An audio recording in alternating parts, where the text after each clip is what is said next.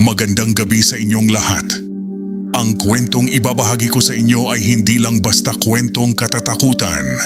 Ito ay isang babala. Isang paalala na sa mundong ito, may mga tradisyong hindi dapat binabaliwala. Lalo na ang tungkol sa pagpag. Naniniwala ba kayo na ang bawat pagbisita natin sa mga yumao ay may dalang hindi nakikitang anino? Na sa bawat hakbang natin palabas ng punerarya, may mga matang nakatingin at naghihintay na sumabit sa ating balikat. Ngayong gabi, ihahandog ko sa inyo ang isang kwentong magpapabago sa tingin niyo sa tradisyon. Isang kwentong magpapatunay na ang pagpag ay hindi lang basta pamahiin ng matatanda. Ito ay isang babala. Dahil kapag nakalimutan mong magpagpag, ang bahay mo ay hindi na magiging ligtas at ang asawa mo ay maaaring maging estranghero sa sarili mong paningin. Ito ang sumpa ng pagpag. Bago tayo magsimula sa ating mahabang paglalakbay sa dilim, huwag kalimutang mag-subscribe at pindutin ang notification bell dito sa Misteryo TV. I-like ang video na ito at mag-comment sa ibaba kung naranasan niyo na bang may makitang anino pagkatapos manggaling sa isang lamay. Ihanda ang inyong mga sarili. Patayin ang ilaw. Isuot ang inyong headphones. Dahil sa kwentong ito, baka ikaw na ang susunod na susundan ng kaluluwa. Nagsimula ang lahat noong Biyernes ng gabi. Maulan, madilim at tila sumasabay ang langit sa bigat ng nararamdaman ko. Kasama ko ang asawa kong si Rina. Papunta kami sa huling gabi ng lamay ng matalik kong kaibigan na si Kaloy. Si Kaloy ay namatay sa isang aksidente na hanggang ngayon ay hindi pa rin maipaliwanag ng mga pulis. Sabi nila, nawalan daw siya ng kontrol sa manibela. Pero ang huling tawag niya sa akin bago siya mawala, puno ng takot. Sabi niya, may nakita siyang bata sa gitna ng kalsada na biglang nawala. Pagdating namin sa dulo ng bayan ng San Roque, tumigil kami sa harap ng isang lumang bahay na gawa sa bato at kahoy. Iyon ang bahay ng pamilya ni Kaloy. Ang paligid ay balot ng makapal na hamog. Pagbaba pa lang namin ng sasakyan, tumayo na agad ang balahibo ko. Ang amoy sa labas ay hindi amoy ng bulaklak ng patay, kundi amoy ng basang lupa at tila may nabubulok na karne. Lito, nararamdaman mo ba iyon? Bulong ni Rina habang nakakapit ng mahigpit sa braso ko. Ang alin? Tanong ko, kahit alam kong pareho kami ng nararamdaman. Tila may nakatingin sa amin mula sa itaas na bintana ng lumang bahay. Pero nang tumingala ako, tanging ang kurtinang itim lang ang gumagalaw sa hangin. Pumasok kami sa loob. Ang ingay ng mga taong nag-uusap at nagmamahdyong ay tila malayo sa pandinig ko. Ang tanging naririnig ko ay ang sarili kong paghinga. Lumapit kami sa kabaong ni Kaloy. Ang salamin nito ay bahagyang malabo dahil sa hamog sa loob ng bahay. Pero habang nakatingin ako sa mukha ng kaibigan ko, napansin ko ang isang bagay na nagpakaba sa akin ng husto. Ang kanyang mga mata. Kahit nakapikit, tila may tumatagas na itim na likido sa gilid nito. At doon, sa bandang paanan ng kabaong, may nakita akong anino. Hindi ito anino ng tao. Maliit ito, parang bata, pero ang mga daliri nito ay mahahaba at nakakapit sa kahoy ng kabaong. Kinalapit ko si Rina, pero paglingon ko uli, wala na ang anino. Lito, maupo muna tayo roon, aya ni Rina. Naupo kami sa isang sulok, malayo sa maraming tao. Doon namin nakatabi ang isang matandang lalaki na balot ng itim na jacket. Si Mang Kanor.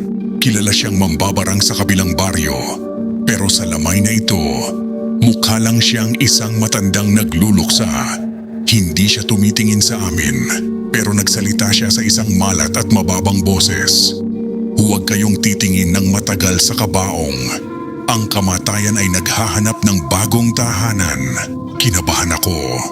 Ano pong ibig ninyong sabihin, Mang Kanor? Humarap siya sa akin. Ang kanyang isang mata ay bulag at kulay puti.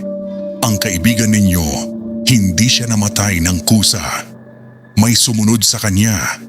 At ngayon, ang bagay na iyon ay naghahanap ng bagong masasakyan.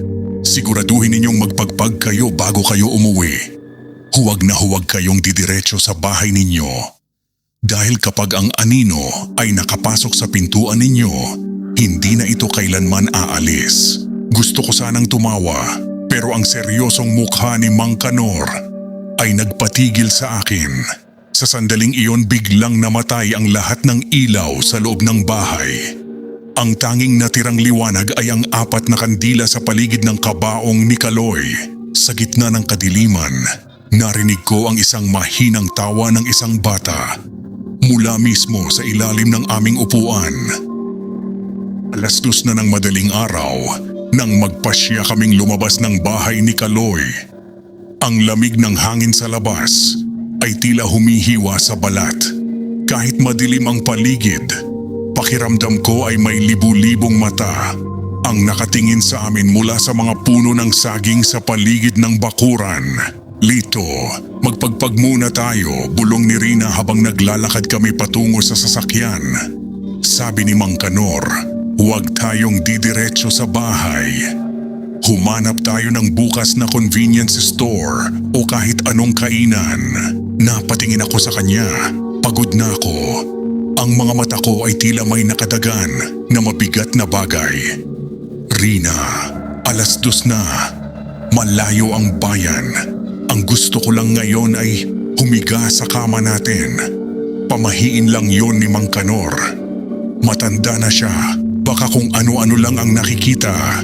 Sumakay kami sa sasakyan. Pag-start ko ng makina, biglang namatay ang headlight. 1 beses, 2 beses. Sa pangatlong subok, nagbukas ito. Pero ang liwanag nito ay tila dilaw at mahina. Sa harap ng sasakyan, bago kami umalis, nakita ko si Mang Kanor na nakatayo sa may gate. Hindi siya gumagalaw. Nakaturo ang kanyang daliri sa gulong ng aming sasakyan habang ang bibig niya ay tila may binibigkas na dasal. Hindi ko na siya pinansin at mabilis kong pinatakbo ang sasakyan paalis habang binabaybay namin ang madilim na highway na napapalibutan ng matatayog na puno. Biglang bumigat ang pakiramdam sa loob ng kotse. Alam niyo, yung pakiramdam na parang may nakaupo sa likod mo kahit wala namang tao. Iyon ang nararamdaman ko. Tumingin ako sa rear view mirror. Sa dilim ng backseat, may nakita akong figura. Isang maliit na anino na nakayuko. Nanigas ang buong katawan ko. Dahan-dahan kong inayos ang salamin para makita ng malinaw. Pero wala. Bakanteng upuan lang ang nandoon. Lito, ang lamig, sabi ni Rina. Nakita kong nanginginig siya kahit nakapatay ang aircon. Bakit amoy lupa rito sa loob? Hindi ako sumagot. Pinilit kong mag-focus sa kalsada. Pero sa bawat pagkidlat, may nakikita akong reflection sa bintana ni Rina. Isang maputlang mukha ng bata na nakadikit ang pisngi sa salamin mula sa labas ng sasakyan. Habang tumatakbo kami ng 60 kilometro bawat oras. Dito na tayo, sabi ko nang makita ko ang gate ng subdivision namin. Lito, hindi tayo nagpagpag. Sabi nila, huwag tayong papasok sa bahay ng hindi nagpapagpag. Pag-aalala ni Rina. Rina, tigilan mo na yan. Pagod lang tayo. Bukas, mawawala rin itong kaba mo. Sagot ko habang ipinapasok ang sasakyan sa garahe. Pagbaba namin, biglang tumahimik ang paligid. Ang mga aso sa kalsada na kanina ay nag-aalulungan. Biglang nagsitago sa ilalim ng mga sasakyan. Pagpasok namin sa pintuan ng aming bahay, isang malakas na kalabog ang narinig namin mula sa loob ng aming kwarto. Doon ko naalala ang sinabi ni Mang Kanor. Kapag ang anino ay nakapasok sa pintuan ninyo, hindi na ito kailanman aalis. Nakalimutan naming magpagpag. At sa gabing iyon, hindi lang kami ang pumasok sa loob ng bahay. Kasama na namin siya. Pagkapasok namin sa bahay, sinalubong kami ng isang kakaibang amoy. Hindi ito ang dati naming amoy ng home fragrance o bagong labang kurtina. Ang amoy ay parang basang tela na matagal na nabulok sa isang madilim na baul. Lito, amoy amag ba rito? Tanong ni Rina habang kinakapa ang switch ng ilaw sa sala. Nang bumukas ang ilaw, laking gulat namin. Ang lahat ng mga picture frame sa pader, ang mga litrato namin ni Rina, ang mga litrato ng aming pamilya ay lahat nakaharap sa pader. Tila ba may kamay na sadyang binaligtad ang mga ito para hindi kami makita o para hindi namin makita ang nasa likod nito. Sino ang gagawa nito? Tayo lang naman ang may susi rito, di ba? Nanginginig na tanong ni Rina. Baka nahulog lang dahil sa hangin palusot ko. Pero sa loob-loob ko, alam kong imposible yon. Inayos ko ang mga frame, pero bawat hawak ko sa salamin, nararamdaman ko ang sobrang lamig na parang galing ito sa loob ng freezer. Shh! Narinig mo yon? Bulong ko. Naglakad ako ng dahan-dahan patungo sa kusina. Hawak ko ang aking cellphone bilang flashlight. Ang bawat hakbang ko sa tiles ay tila may sumasabay na mahinang tapik ng paa. Tunog ng maliit at basang paa. Pagdating ko sa kusina, nakita ko ang cabinet ng mga plato na bukas. Isang baso ang dahan-dahang gumagalaw sa ibabaw ng lababo. Tila may invisible na kamay na nagtutulak dito hanggang sa mahulog ito sa sahig. Basag. Lito, ano yun? Sigaw ni Rina mula sa sala. Wala. Nakabasag lang ako ng baso. Huwag kang lalapit dito. Baka mataniman ka ng bubog. Sagot ko habang mabilis na nililinis ang mga piraso. Pero nang yumuko ako para pulutin ang huling piraso ng bubog, nakita ko sa ilalim ng lamesa ang isang pares ng paa. Paa ng isang bata. Kulay ube ang balat, kulubot at may mga kuko na tila nabubulok na. Dahan-dahan kong itinaas ang ilaw ng cellphone ko. Pero bago pa umabot ang liwanag sa mukha nito, biglang humangin ng malakas sa loob ng saradong kusina at namatay ang flashlight ko. Sa dilim may narinig akong bulong sa mismong likuran ng tenga ko. Isang boses na parang galing sa ilalim ng lupa. Bakit hindi kayo nagpagpag? Mabilis akong tumakbo pabalik sa sala at hinila si Rina paakyat sa aming kwarto. Nilock namin ang pinto, nagkumot kami at nagdasal ng paulit-ulit. Pero habang nakapikit kami, naramdaman namin na lumulubog ang gilid ng kama. Tila may isang maliit na bata na naupo sa tabi namin. Naghihintay lang na idilat namin ang aming mga mata. Hindi kami nakatulog hanggang sa sumikat ang araw. Pero ang hindi namin alam, ang pagsikat ng araw ay hindi nangangahulugang tapos na ang sumpa dahil ang aninong naisama namin ay mas malakas sa liwanag kaysa sa inaakala namin.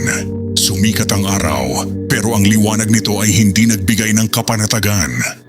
Ang bahay namin na dati ay puno ng init at saya. Ngayon ay tila isang malaking refrigerator. Malamig, tuyot at amoy luma.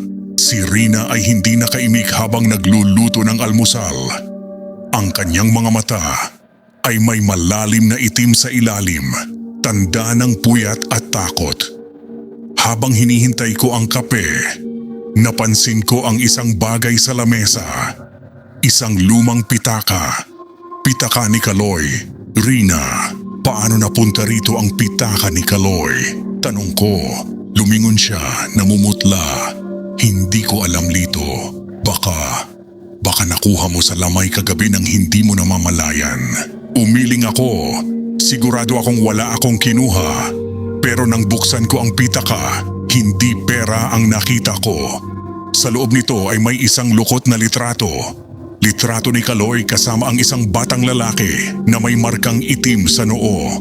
Sa likod ng litrato, may nakasulat na pulang tinta, "Huwag mo akong iiwan sa dilim." Biglang nag-vibrate ang phone ko.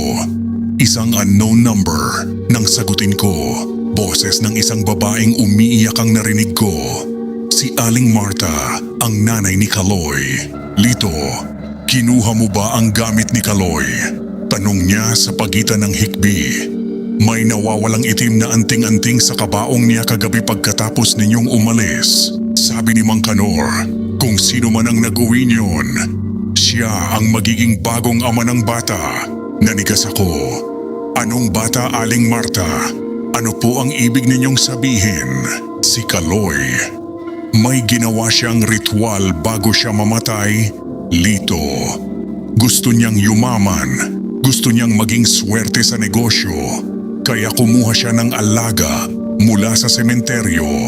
Isang tiyanak na hindi nabinyagan. Pero ang kapalit, kailangang pakainin ng bata ng sariling dugo tuwing hating gabi. Noong gabing namatay si Kaloy, hindi niya napakain ang bata. Kaya ang bata ang pumatay sa kanya. Nabitawan ko ang phone. Tiningnan ko ang litrato sa pitaka. Ang batang kasama ni Kaloy, unti-unting nagbabago ang hitsura sa litrato.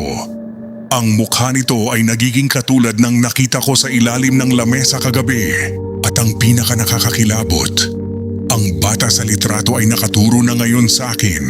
"Lito, ang banyo," sigaw ni Rina mula sa itaas. Tumakbo ako paakyat.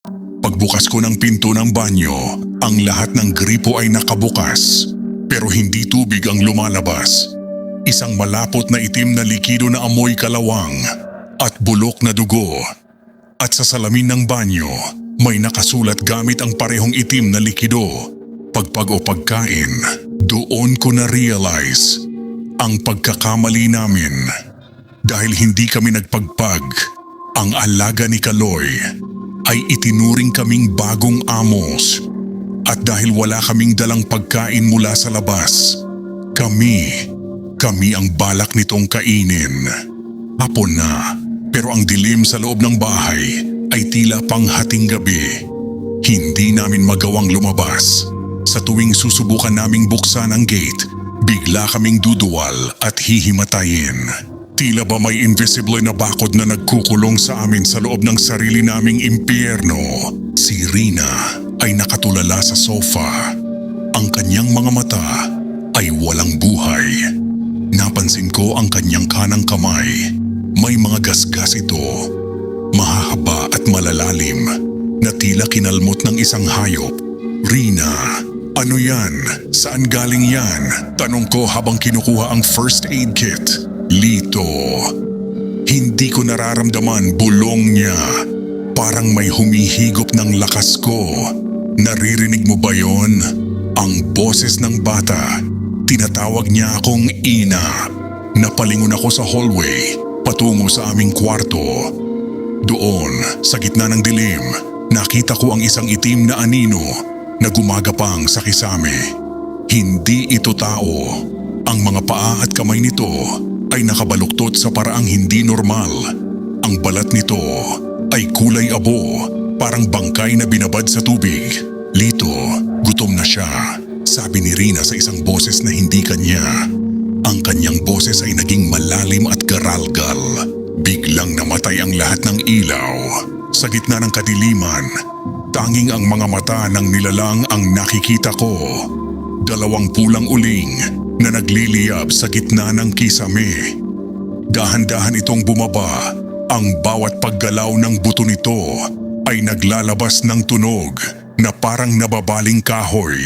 Crack, crack, crack. "Umalis ka rito," sigaw ko habang iwinawasiwas ang isang krus na nakuha ko sa altar. Pero ang nilalang ay tumawa lang. Isang tawang parang basag na salamin. "Hindi niyo ako pinalabas. Kaya dito na ako titira," bulong ng nilalang. Biglang tumalsik ang krus mula sa kamay ko. Isang malakas na puwersa ang tumulak sa akin sa pader. Dahilan para mawalan ako ng hininga. Nakita ko ang nilalang na lumapit kay Rina. Hinawakan nito ang kamay ni Rina. at dahan-dahang dinala ang daliri ng asawa ko sa bibig nito. Hiyaw ni Rina sa sakit. Isang patak ng dugo ang bumagsak sa sahig at sa bawat patak ng dugo ni Rina, tila mas lalong lumalaki at tumitigas ang anyo ng nilalang.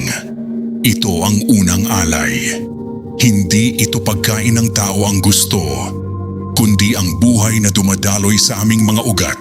Nang mabitawan ng nilalang si Rina, mabilis ko siyang nakuha at nagtago kami sa loob ng banyo, ang tanging lugar na may lock na bakal. Habang nakaupo kami sa sahig, naririnig namin ang nilalang sa labas ng pinto. Kinakamot nito ang kahoy, sinusubukang pumasok. Lito, kailangan natin si Mang Kanor. Iyak ni Rina habang binabalot ko ng tela ang kanyang sugatang kamay.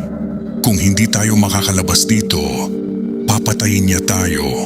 Paisa-isang patak ng dugo, nakakulong kami sa banyo. Ang tanging liwanag ay ang malamlam na screen ng aking cellphone. 3:00 na ng madaling araw, ang oras ng mga demonyo.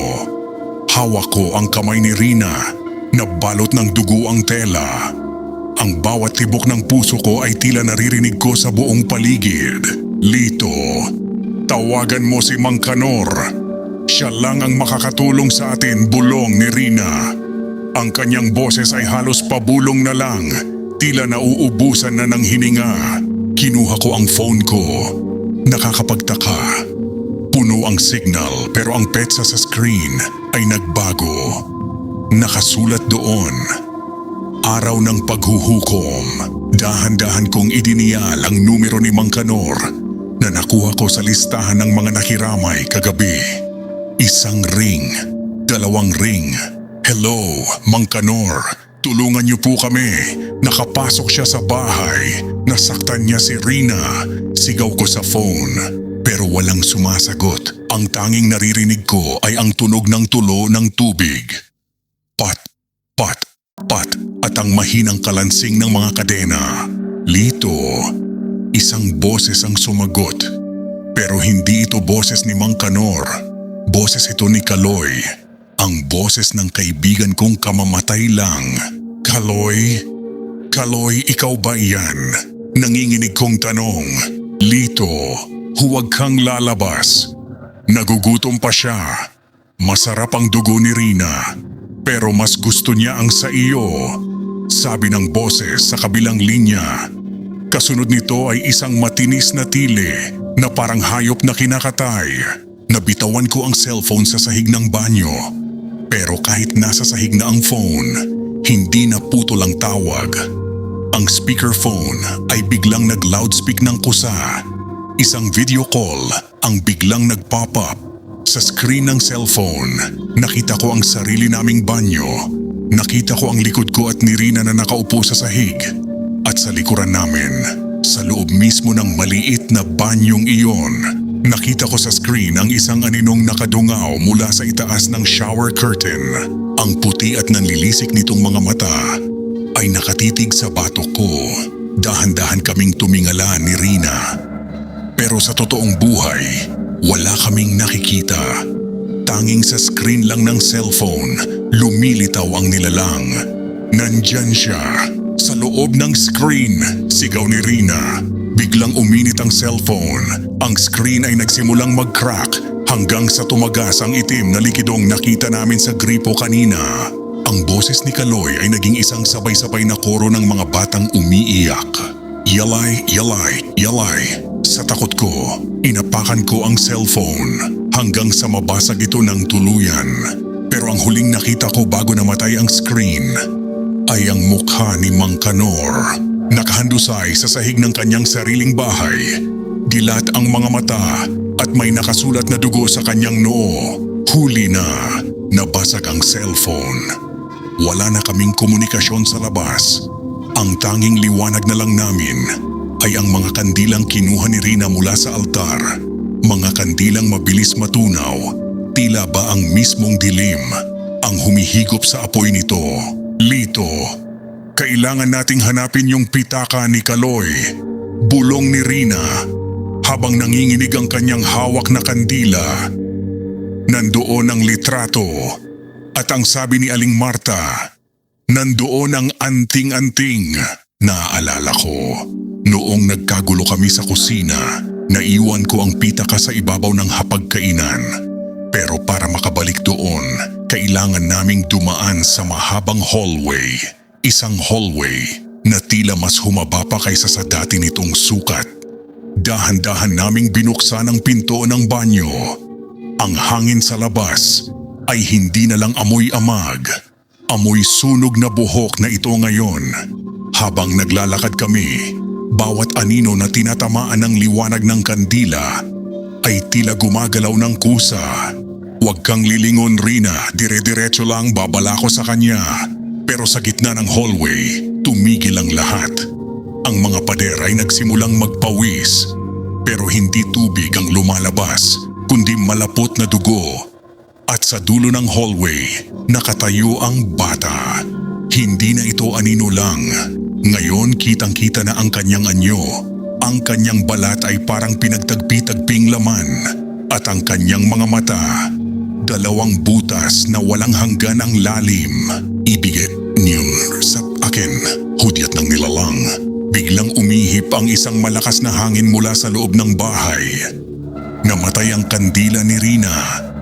Lito, ang ilaw, sigaw niya. Sa gitna ng kabuuang kadiliman, naramdaman ko ang isang malamig na kamay na humawak sa aking bukong-bukong. Sinipa ko ito ng malakas at mabilis kaming tumakbo patungong kusina. Sa tulong ng kidlat mula sa labas, nakita ko ang pitaka sa sahig. Nilamon na ito ng itim na likido, pero pilit ko itong kinuha. Nang mahawakan ko ang pitaka, naramdaman ko ang isang matinding kuryente.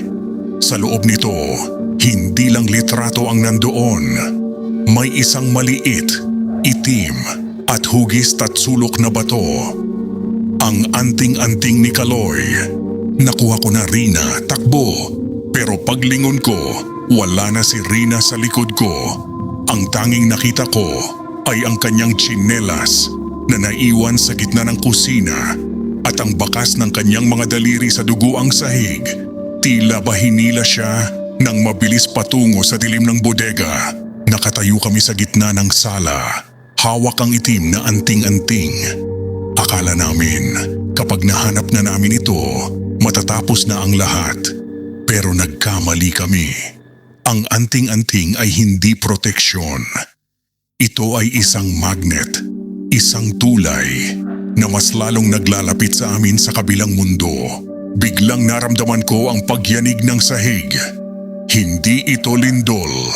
Ang mga dingding ng aming bahay, ang mga pader na pininturahan namin ng puti noong nakaraang buwan, ay nagsimulang magkulay abo at magkaroon ng mga ugat. Mga ugat na kulay ube at tumitibok na parang daluyan ng dugo. Lito, tingnan mo ang pinto, sigaw ni Rina. Ang main door namin, ang tanging labasan patungo sa kalsada, ay dahan-dahang naglalaho. Hindi ito binuksan, kundi unti-unting kinakain ng mga pader. Ang semento ay nagiging parang laman loob ng tao, malambot, mainit, at may lumalabas na malapot na likido. Kinukulong tayo ng bahay, Rina. Ayaw niya tayong paalisin. Sa gitna ng usok, lumitaw ang anino ng isang bata. Pero sa pagkakataong ito, hindi na siya maliit. Ang kanyang katawan ay humahaba. Ang kanyang mga braso ay umaabot hanggang sa sahig. At ang kanyang mukha ay wala ng mata. Tanging isang malaking bibig na puno ng matutulis na ngipin. Pagpag, bulong ng nilalang. Pero ang boses niya ngayon ay hindi na galing sa isang bata. Boses na ito ng libu-libong tao na tila sabay-sabay na sumisigaw sa hirap. Ano ba ang gusto mo? Sigaw ko habang itinaas ang anting-anting. Ang nilalang ay tumigil. Dahan-dahan itong lumapit. Ang bawat hakbang ay nag-iiwan ng sunog na marka sa sahig. Ang pagpag ay hindi para sa amin, sabi ng nilalang. Habang nakangiti ng nakakakilabot, ang pagpag ay para sa inyo. para maipagpag ninyo ang inyong kaluluwa. Bago namin kayo lamunin, naramdaman ko ang biglang panunuyo ng aking lalamunan. Ang anting-anting sa kamay ko ay nagsimulang uminit hanggang sa mapaso ang aking palad. Nang tingnan ko ito, ang itim na bato ay bumuka at sa loob nito ay may isang maliit na mata na kumukurap-kurap. Isang mata na kamukhang-kamukha ng mata ni Kaloy. Lito ang paa mo, hiyaw ni Rina. Natingnan ko ang ibaba. Ang sahig ay nagiging parang kumunoy ng putik at dugo. Unti-unti akong lumulubog. Hinila ako ni Rina, pero ang mga ugat mula sa pader ay nagsimulang pumulupot sa kanyang mga binti. Huwag mong bibitawan ang anting-anting, Lito. Iyan lang ang tanging paraan. Sigaw ni Rina habang hinihila siya ng pader patungo sa madilim na bahagi ng kusina. Dito ko na-realize ang katotohanan. Ang bahay na ito, hindi na ito ang aming tahanan. Ito na ang tiyan ng halimaw. At kami ang mga pagkaing dahan-dahang tinutunaw sa loob nito. Nasa gitna ako ng kusina, mag-isa. Ang tanging hawak ko ay ang anting-anting ni Kaloy na ngayon ay tumitibok na sa palad ko. Parang isang buhay na puso. Nawala si Rina. Hinila siya ng dilim sa bodega at ang bawat segundong lumilipas ay tila isang taon ng pagdurusa para sa akin. Rina, nasaan ka? Sigaw ko, pero ang tanging sumasagot ay ang echo ng sarili kong boses na tila galing sa ilalim ng lupa. Dahan-dahan akong lumapit sa pinto ng bodega. Ang pinto ay balot na ng mga itim na ugat na kanina pa kumakalat sa buong bahay. Nang hawakan ko ang doorknob, hindi ito bakal. Pakiramdam ko ay humawak ako sa isang basang buto. Mabilis kong naalala ang sinabi ni Mang Kanor sa lamay bago siya namatay. Ang dugo ay susi, pero ang buhay ay pambayad. Kinuha ko ang isang basag na piraso ng bubog mula sa sahig. Pinikit ko ang aking mga mata at dahan-dahang hiniwa ang aking palad. Ang dugo ko ay pumatak sa itim na anting-anting. Sa bawat patak, ang bato ay naglalabas ng isang nakakasilaw na pulang liwanag. Iniaalay ko ang aking dugo. Palayain mo ang asawa ko, sigaw ko sa gitna ng kadiliman. Biglang bumukas ang pinto ng bodega ng kusa. Sa loob hindi ang dati naming imbakan ng gamit ang nakita ko. Ang loob ng bodega ay naging isang napakalawak na sementeryo. Puno ng mga krus na gawa sa baluktot, na bakal at mga puntod na nakabukas. Sa gitna ng sementeryong iyon nakita ko si Rina. Nakatali siya sa isang malaking krus na gawa sa mga buto ng tao. Ang kanyang mukha ay maputla at ang bata, ang tiyanak ni Kaloy, ay dahan-dahang gumagapang paakyat sa kanyang katawan. Tila babalak nitong pumasok sa loob ng kanyang dibdib. Lito, takbo na. Mahinang bulong ni Rina. Hindi ako natakot. Itinaas ko ang anting-anting na ngayon ay balot na ng aking dugo. Umalis ka sa kanya. Balik sa hukay. Ang nilalang ay humarap sa akin. Ang kanyang bibig ay bumuka ng napakalaki. Hanggang sa makita ko ang mga kaluluwa ng mga taong kinain nito noon. Kabilang na si Kaloy na umiiyak sa loob ng lalamunan ng halimaw. Ang anting-anting ay hindi para sa pagpapalaya tawa ng nilalang.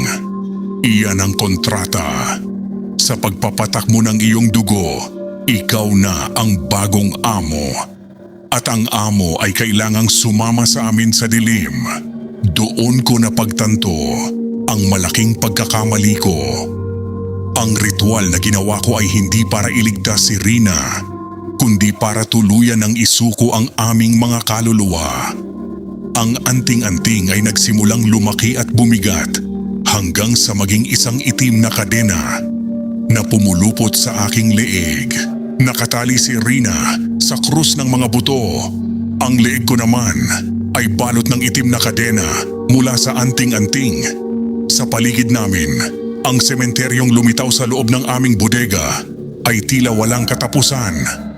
Ang bawat puntod ay may pangalan At sa isang bakanteng hukay sa harap ko, nakita ko ang sarili kong pangalan. Lito. Bitawan mo siya. Sigaw ko sa nilalang habang pilit kong hinihila ang karina sa leeg ko. Ang bata ay tumigil sa pagkapang kay Rina. Tumayo ito ng tuwid. Ang kanyang katawan ay dahan-dahang nagbago. Ang balat nitong abo ay naging kulay ng tao. Ang kanyang mukha ay naging mukha ni Kaloy. Pero ang kanyang mga mata ay nananatiling dalawang itim na butas. Lito. Kaibigan, sabi ng nilalang gamit ang boses ni Kaloy, ang sumpa ng pagpag ay hindi natatapos sa pag-alis sa lamay. Ang sumpa ay tungkol sa balanse. May kailangang manatili rito para may makaalis. Tumingin ako kay Rina. Ang kanyang mga mata ay puno ng luha. Lito, huwag mong gawin. Hayaan mo na ako rito. Iligtas mo ang sarili mo. Hindi, Rina, hindi kita iiwan. Lumingon ako sa nilalang. Anong kailangan mo? Sabihin mo sa akin. Isang kaluluwa para sa isang kaluluwa, sagot ng halimaw. Ang anting-anting na hawak mo ay ang susi ng pinto. Kung isusuot mo ito ng kusa, lalaya si Rina. Makakabalik siya sa mundo ng mga buhay. Pero ikaw ang papalit sa akin sa dilim na ito. Ikaw ang magiging bagong alaga na maghihintay sa susunod na biktima na hindi magpapagpag. Napatigil ako. Ito ang huling bitag. Kung ililigtas ko si Rina, magiging halimaw ako. Kung hindi ko siya ililigtas, pareho kaming lalamunin ng dilim na ito. Dahan-dahan kong itinaas ang anting-anting. Ang itim na bato ay parang may sariling buhay. Humihigop sa init ng aking kamay. Tumingin ako kay Rina sa huling pagkakataon. Mahal kita, Rina. Sabihin mo sa kanila, magpagpag sila palagi. Lito, huwag, hindi. Hiyaw ni Rina habang pilit niyang pinuputol ang kanyang gapos. Isinuot ko ang anting-anting sa aking leeg. Isang matinding sakit ang gumapang sa buong katawan ko. Pakiramdam ko ay sinusunog ang aking balat at pinipitpit ang aking mga buto. Ang aking paningin ay dahan-dahang nagiging itim. Nakita ko si Rina na biglang hinigop ng isang maputing liwanag patayo, palayo sa sementeryong ito. Habang naglalaho siya, naramdaman ko ang pagliit ng aking katawan. Ang aking mga daliri ay humahaba. Ang aking boses ay nagiging isang mahinang iyak ng bata. Nakaalis si Rina, pero ako na ngayon ang nakadungaw sa bintana ng lumang bahay sa San Roque. Naghihintay, nagmamasid, naghahanap ng susunod na sasakyan na aalis sa lamay nang hindi nagpapagpag. Isang malakas na singhap. Iyon ang huling natatandaan ni Rina bago siya nagising sa sahig ng kanilang madilim na sala. Malamig ang semento. Ang amoy ng dugo at amag na kanina lang ay sumasakal sa kanya ay biglang napalitan ng amoy ng ulan at basa na lupa. Lito. Mahinang tawag ni Rina. Ang kanyang boses ay paos, tila galing sa mahabang pagsigaw. Pilit siyang bumangon. Masakit ang kanyang buong katawan. Tumingin siya sa paligid. Ang mga pader na kanina ay tumitibok at parang laman loob. Ngayon ay bumalik na sa dati nilang anyo, mga pader na puti, tuyo at tahimik. Wala na ang mga ugat. Wala na ang itim na likido. Pero may isang bagay na nagbago. Ang bahay ay parang patay. Walang tunog ng kahit ano. Maging ang orasan sa dingding ay huminto sa eksaktong oras kung kailan isinuot ni Lito ang anting-anting. Lito, nasaan ka? Sigaw ni Rina habang nagmamadaling tumakbo patungo sa bodega. Pagbukas niya ng pinto, wala na ang sementeryo. Wala na ang mga krus na gawa sa buto. Ang nakita lang niya ay ang mga lumang box ng sapatos, ang sirang electric fan, at ang mga gamit na dati na nilang itinatago roon. Pero sa gitna ng sahig ng bodega, may nakita siyang isang bagay na nagpadurog sa kanyang puso. Ang suot na t-shirt ni Lito. Nakahandusay ito sa sahig, buo pa, pero walang taong nakasuot sa loob. Sa ibabaw ng damit, nandoon ang isang maliit na bakas ng basang paa. Paa ng isang bata. Napasandal si Rina sa pader at dahan-dahang napaupo. Doon niya na-realize na ang nangyari ay hindi panaginip. Ang sakripisyo ni Lito ay totoo. Ang asawa niya ay wala na sa mundong ito. Pero ang mas masakit, alam niyang hindi ito tuluyang namatay. Biglang may kumatok sa main door. Tok, tok, tok, tatlong mahihina at mababagal na katok. Kinabahan si Rina. Sino ang darating sa ganitong oras? Dahan-dahan siyang lumapit sa pinto at sumilip sa peephole. Sa labas, nakatayo ang isang pulis at isang pamilyar na mukha. Ang asawa ni Kaloy na si Sarah. Pagbukas ni Rina ng pinto, sinalubong siya ng nag-aalalang tingin ni Sarah. Rina, salamat sa Diyos at ayos ka lang. Kanina pa kami tumatawag sa inyo ni Lito. Sabi ng mga kapitbahay, may naririnig silang mga sigaw. Nasaan si Lito? Tanong ng pulis. Hindi makasagot si Rina. Tumingin siya sa likuran ng pulis sa labas ng kanilang bakod. Doon, sa ilalim ng poste ng ilaw, nakita niya ang isang maliit na figura. Nakatayo ito sa dilim, nakasuot ng pamilyar na relo na regalo niya kay Lito noong anibersaryo nila. Pero ang figura ay hindi kasing laki ng isang lalaki. Ito ay kasing liit ng isang bata. Nang kumislap ang ilaw ng poste, nakita ni Rina ang mukha ng bata. Ito ay mukha ni Lito. Pero ang mga mata nito ay punong-puno ng itim na likido. At ang bibig nito ay dahan-dahang bumubuo ng isang salita. Pagpag, mabilis na isinara ni Rina ang pinto at nilock ito. Napahagulgol siya. Ang sumpa ay hindi natapos sa pagliligtas sa kanya. Ang sumpa ay dinala niya sa kanyang pintuan.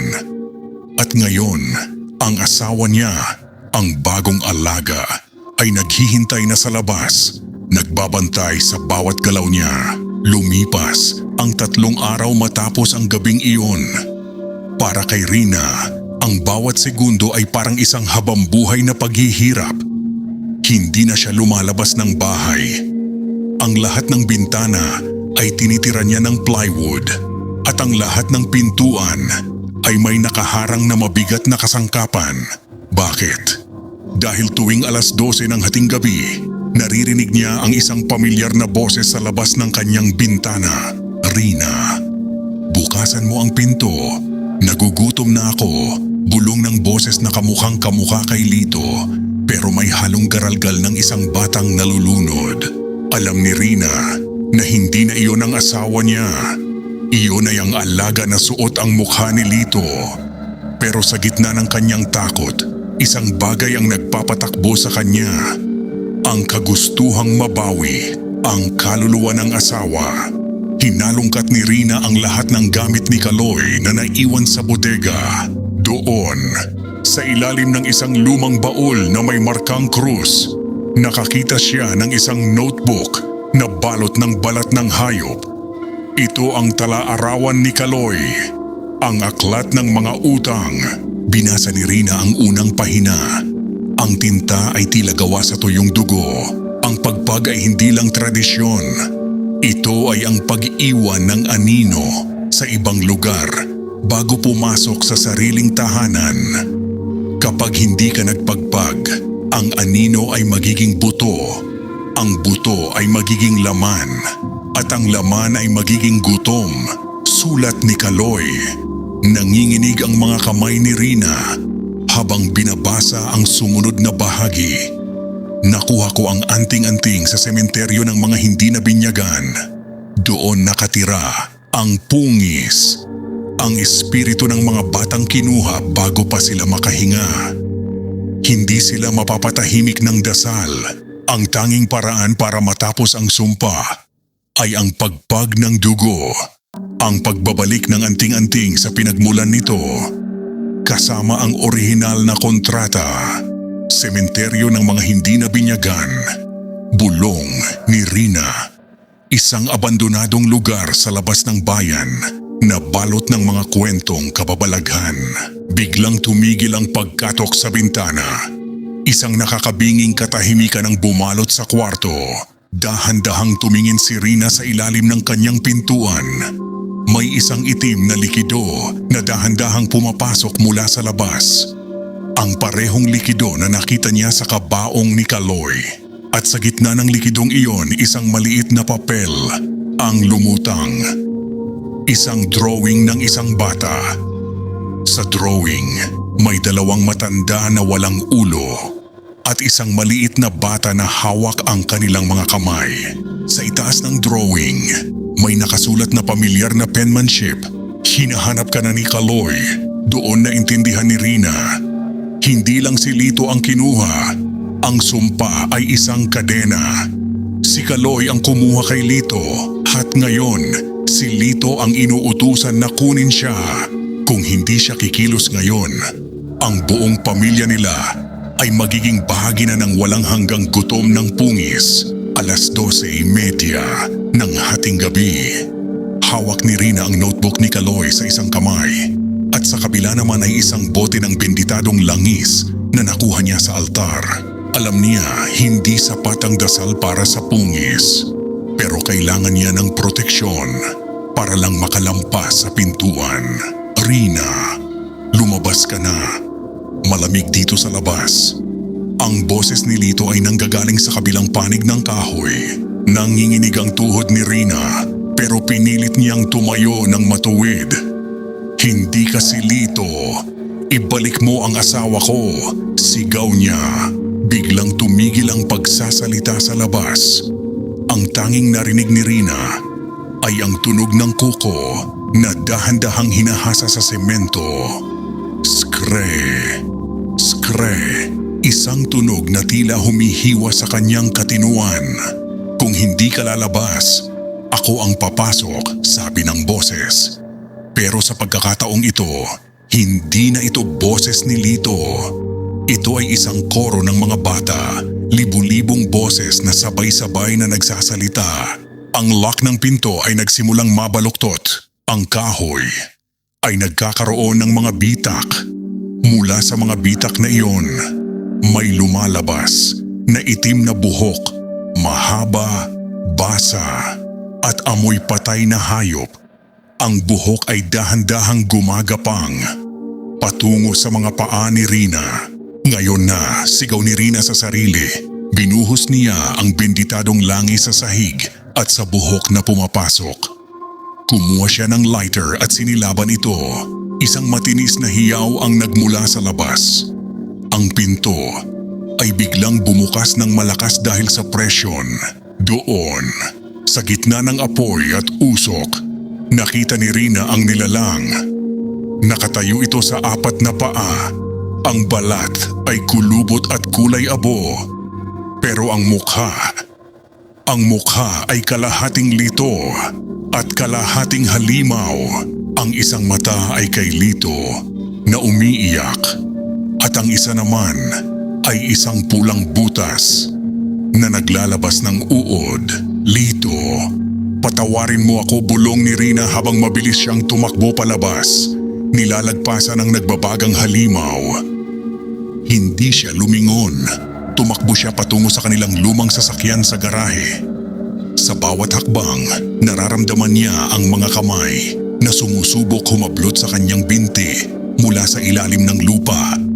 Nang makasumpong siya sa loob ng kotse, mabilis niyang in-start ang makina. Sa rear view mirror, nakita niya ang nilalang na dahan-dahang tumatayo mula sa apoy. Ang mga mata nito ay nakatitig sa kanya ng may galit. Itinaas ng nilalang ang kanyang kamay, ang kamay na may suot na relong regalo ni Rina, at itinuro ang daan patungo sa sementeryo. Doon tayo magtatapos. Ang huling bulong na narinig ni Rina sa kanyang isipan bago niya mabilis na pinaharurot ang sasakyan paalis ng subdivision. Madilim. Mas madilim pa sa kahit anong gabing naranasan ni Rina. Ang sasakyan ay dahan-dahang tumigil sa tapat ng isang kinakalawang na gate. Sa itaas nito, May mga letrang halos hindi na mabasa. Sementeryo ng mga hindi na binyagan. Walang bantay, walang ilaw, tanging ang puting hamog na tila may sariling buhay ang gumagapang sa paligid. Bumaba si Rina. Hawak niya ang notebook ni Kaloy at ang maliit na flashlight na unti-unti nang nagkukurap-kurap. Ang bawat hakbang niya sa tuyong damo ay naglalabas ng tunog na parang nababaling buto. Lito, kung nasaan ka man, nandito na ako, bulong ni Rina.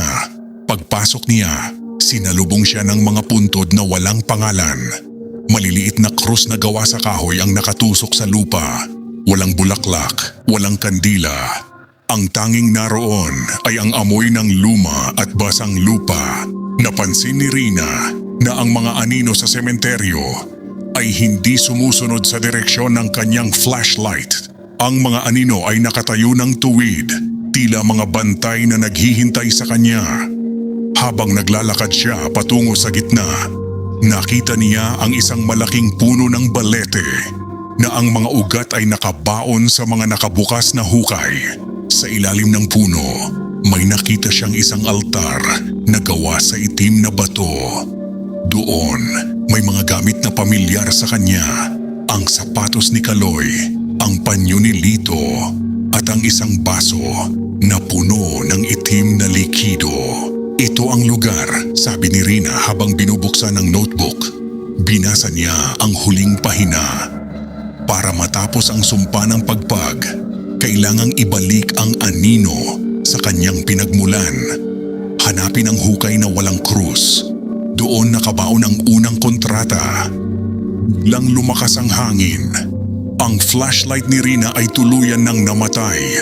Sa gitna ng kadiliman, nakita niya ang libu-libong maliliit na pulang mata na nagliliyab sa paligid ng mga puntod.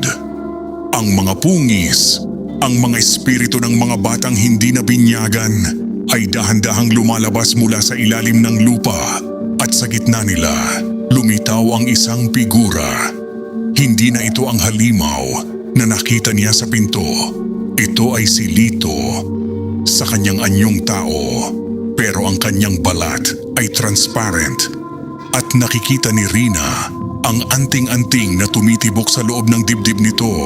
Rina, huli na ang lahat, sabi ni Lito. Ang kanyang boses ay malungkot at puno ng pagsisisi. Ang kontrata ay hindi nakabaon sa lupa. Ang kontrata ay nakasulat sa iyong puso. Nanlamig si Rina. Tumingin siya sa kanyang dibdib at nakita ang isang itim na marka na dahan-dahang kumakalat. Ang sumpa ay hindi lang nasa anting-anting. Ito ay nasa kanya na rin mula noong gabing. Hindi sila nagpagpag. Nakatayo si Rina sa tapat ni Lito, unang anino ng kanyang asawa. Ang liwanag ng buwan ay tila takot na tumama sa kanila. Sa ilalim ng puno ng balete, ang lupa ay tila humihinga.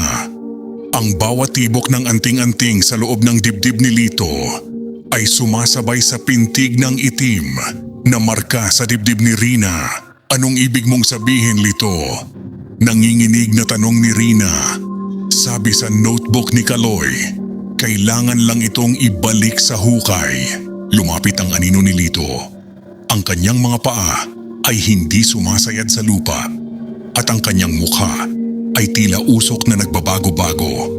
Ang notebook ni Kaloy ay isang bitag, Rina. Isinulat niya iyon bago siya mamatay para siguraduhin na may susunod na pupunta rito. Ang pungis ay hindi lang naghahanap ng pagkain. Naghahanap sila ng pamilya. Biglang naramdaman ni Rina ang hapdi sa kanyang dibdib. Ang itim na marka ay nagsimulang mag-ugat. Lumalabas ang mga itim na linya sa kanyang leeg. Doon niya naintindihan, ang gabing hindi sila nagpagpag ay hindi lang simpleng pagkakamali. Noon pa man, pinili na sila ni Kaloy.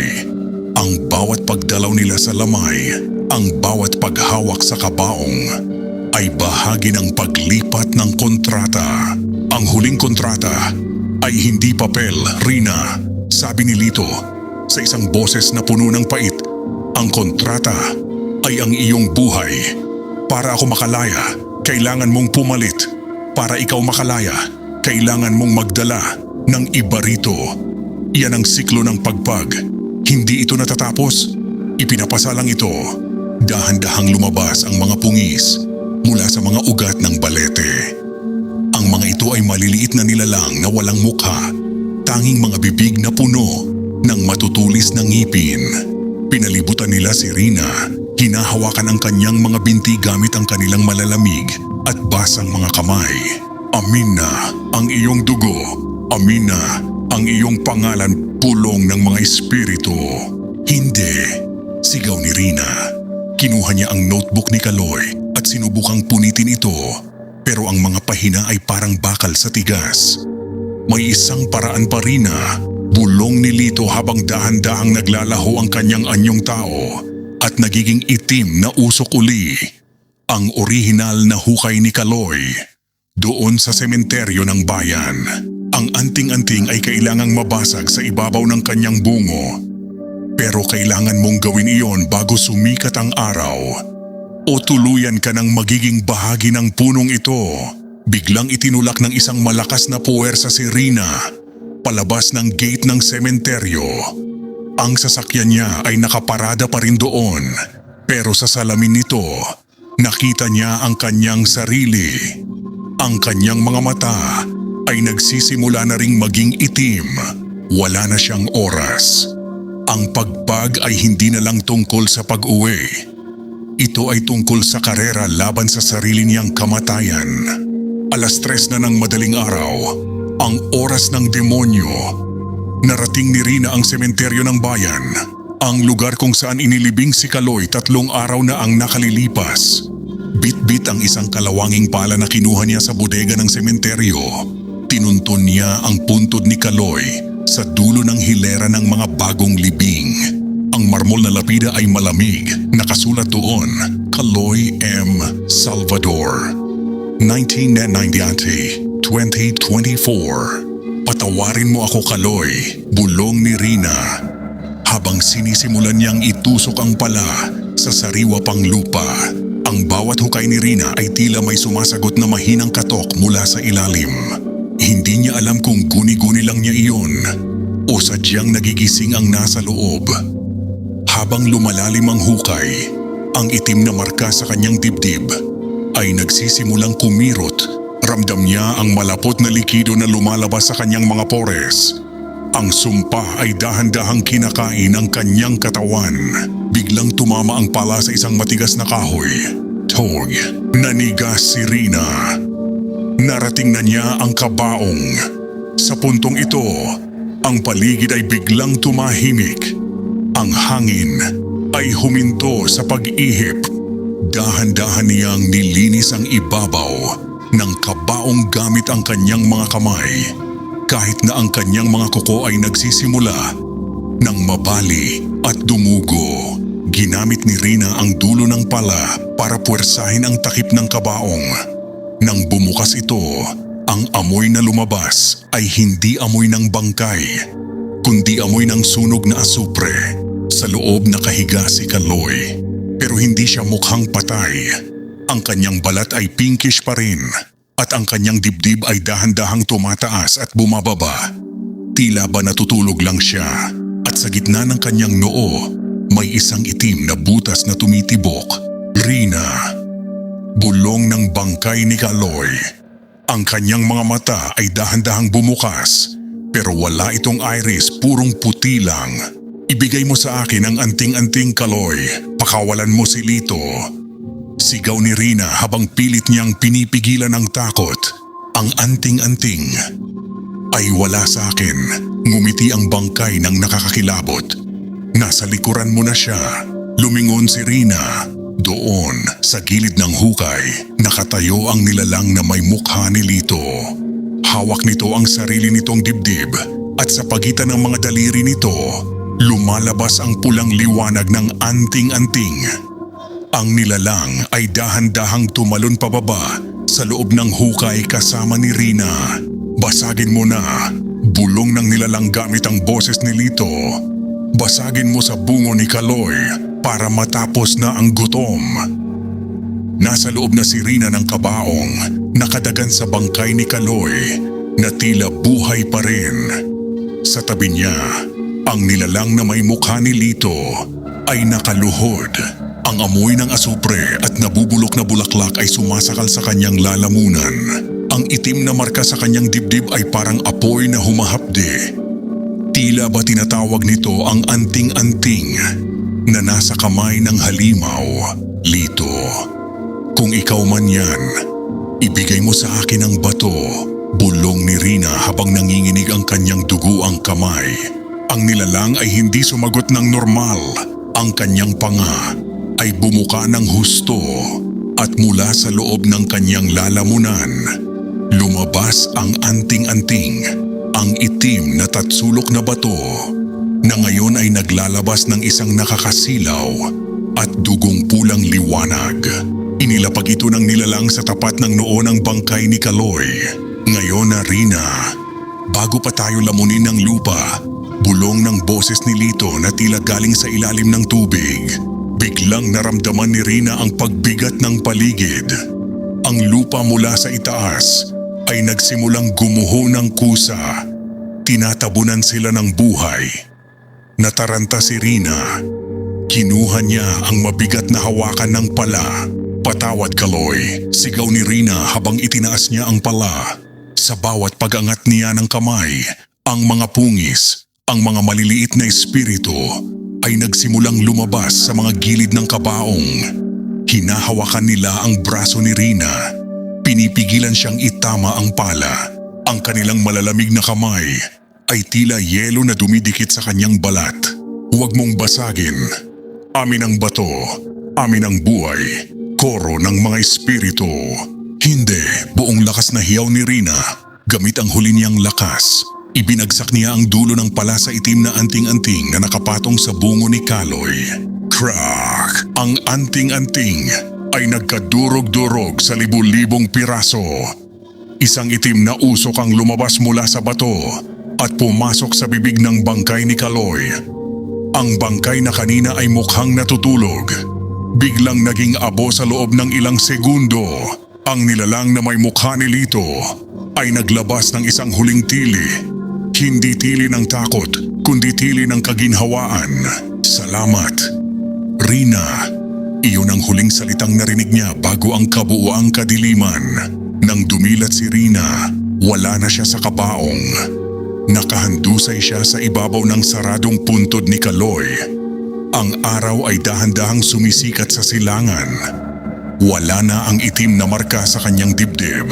Pero nang tingnan niya ang kanyang palad, may isang maliit na itim na tuldok na naiwan. Isang paalala na ang sumpa ay maaaring naputol. Pero ang bakas nito ay habambuhay na mananatili. Pagod, luhaan, duguan ang mga kuko. Narating ni Rina ang tapat ng kanilang bahay habang ang unang sinag ng araw ay tumatama sa kanilang gate. Ang bahay na dati ay tila isang malaking halimaw na lumalamon sa kanya. Ngayon ay mukhang normal na uli. Isang tahimik na bahay sa isang tahimik na subdivision. Tapos na ang lahat, bulong ni Rina sa kanyang sarili. Habang nanginginig na ipinapasok ang susi sa pinto. Pagpasok niya, sinalubong siya ng amoy ng kape. Isang pamilyar na amoy na tila nagpapahiwatig na ang lahat ay bumalik na sa dati. Walang itim na likiro sa sahig. Wala nang mga ugat sa pader. Ang sala ay malinis at maliwanag dahil sa sikat ng araw na tumatagos sa bintana. Pero sa gitna ng sala, sa paboritong upuan ni Lito, may nakita siyang hindi niya inaasahan. Nakaayos ang isang plato ng almusal sa lamesa sa tapat ng upuan. Isang tasa ng kape na umuusok pa. At isang piraso ng pandesal na may palaman. Eksaktong kung paano ito ihanda ni Lito para sa kanya tuwing umaga. Lito, tawag ni Rina. Ang kanyang boses ay puno ng pag-asa na may halong takot. Lito, nandyan ka ba? Walang sumagot. Pero habang papalapit siya sa lamesa, napansin niya ang isang basang bakas ng paa sa sahig. Bakas ng paa ng isang lalaki. Papunta ito sa kusina. Dahan-dahang sumilip si Rina sa kusina. Nakita niya ang gripo na nakabukas. Dahan-dahang tumutulo ang tubig. Pero walang tao roon. Ang tanging nandoon ay ang suot na relong regalo niya kay Lito. Nakapatong ito sa counter. Maayos at kumikislap sa liwanag. Nang hawakan ni Rina ang relo, naramdaman niya ang init nito. Tila ba kakahubad lang nito mula sa isang mainit na bisig. Pero sa paghawak niya rito, may napansin siyang kakaiba sa refleksyon ng salamin ng relo. Sa likuran niya, sa bakanting upuan sa sala, may nakaupong anino. Isang aninong puti, hindi itim. Isang figurang hindi nakakatakot kundi tila nalulunod sa lungkot. Lito, ikaw ba iyan? Tanong ni Rina habang dahan-dahang humaharap sa sala. Ang upuan ay bakante sa paningin ng kanyang mga mata. Pero nang tingnan niya ang anino sa sahig, dalawa ang aninong nandoon. Ang sa kanya at ang anino ng isang lalaking nakatayo sa tabi niya. Na tila hinahawakan ng kanyang balikat. Nararamdaman niya ang lamig sa kanyang balikat. Pero hindi ito ang lamig ng kamatayan. Ito ay ang lamig ng isang taong hindi makaalis dahil sa sobrang pagmamahal. Doon, na-realize ni Rina ang malupit na biro ng tadhana. Ang pagbasag sa anting-anting ay hindi nagpabalik kay Lito sa buhay. Ito ay nagpatahimik lang sa halimaw, pero ang kaluluwa ni Lito ay naging isang ligaw na espiritu, isang multo na habambuhay na magbabantay sa loob ng bahay na hindi nagpagpag. Isang linggo na ang lumipas. Sinusubukan ni Rina na mamuhay ng normal sa loob ng bahay na puno ng mga anino. Sanay na siya sa lamig na biglang dumidikit sa kanyang balat at sa mga gamit na kusang gumagalaw. Tinanggap na niya na si Lito ay mananatiling isang bulong sa hangin. Pero isang hapon, habang nagtitimpla siya ng kape, narinig niya ang isang tunog na nagpabilis ng tibok ng kanyang puso. Pagsilip ni Rina sa bintana, nakita niya ang isang babaeng nakatayo sa harap ng gate. Nakasuot ito ng itim na damit, may hawak na lumang bag, at ang mukha nito ay pamilyar na pamilyar. Si Elena, ang nakababatang kapatid ni Kaloy na matagal nang nawala sa ibang bansa. Nang buksan ni Rina ang pinto, sinalubong siya ng isang matalim na titig. Walang yakap, walang bati. Nasaan ang kapatid ko, Rina? Tanong ni Elena. Ang boses nito ay parang yelo, matigas at malamig. Elena, alam mong wala na si Kaloy. Nailibing na namin siya, sagot ni Rina. Habang pilit na itinatago ang panginginig ng kanyang kamay. Ihuwag mo akong lokohin. Pinuntahan ko ang sementeryo bago ako pumunta rito, sabi ni Elena habang dahan-dahang humahakbang pumasok sa sala. Nang hindi inaanyayahan, ang hukay ni Kaloy ay ginalaw. May naghukay doon. At alam kong ikaw yon, Rina. Amoy lupa ka pa rin hanggang ngayon. Naramdaman ni Rina ang biglang pagbaba ng temperatura. Sa sulok ng kanyang mata, nakita niya ang anino ni Lito na nakatayo sa likuran ni Elena.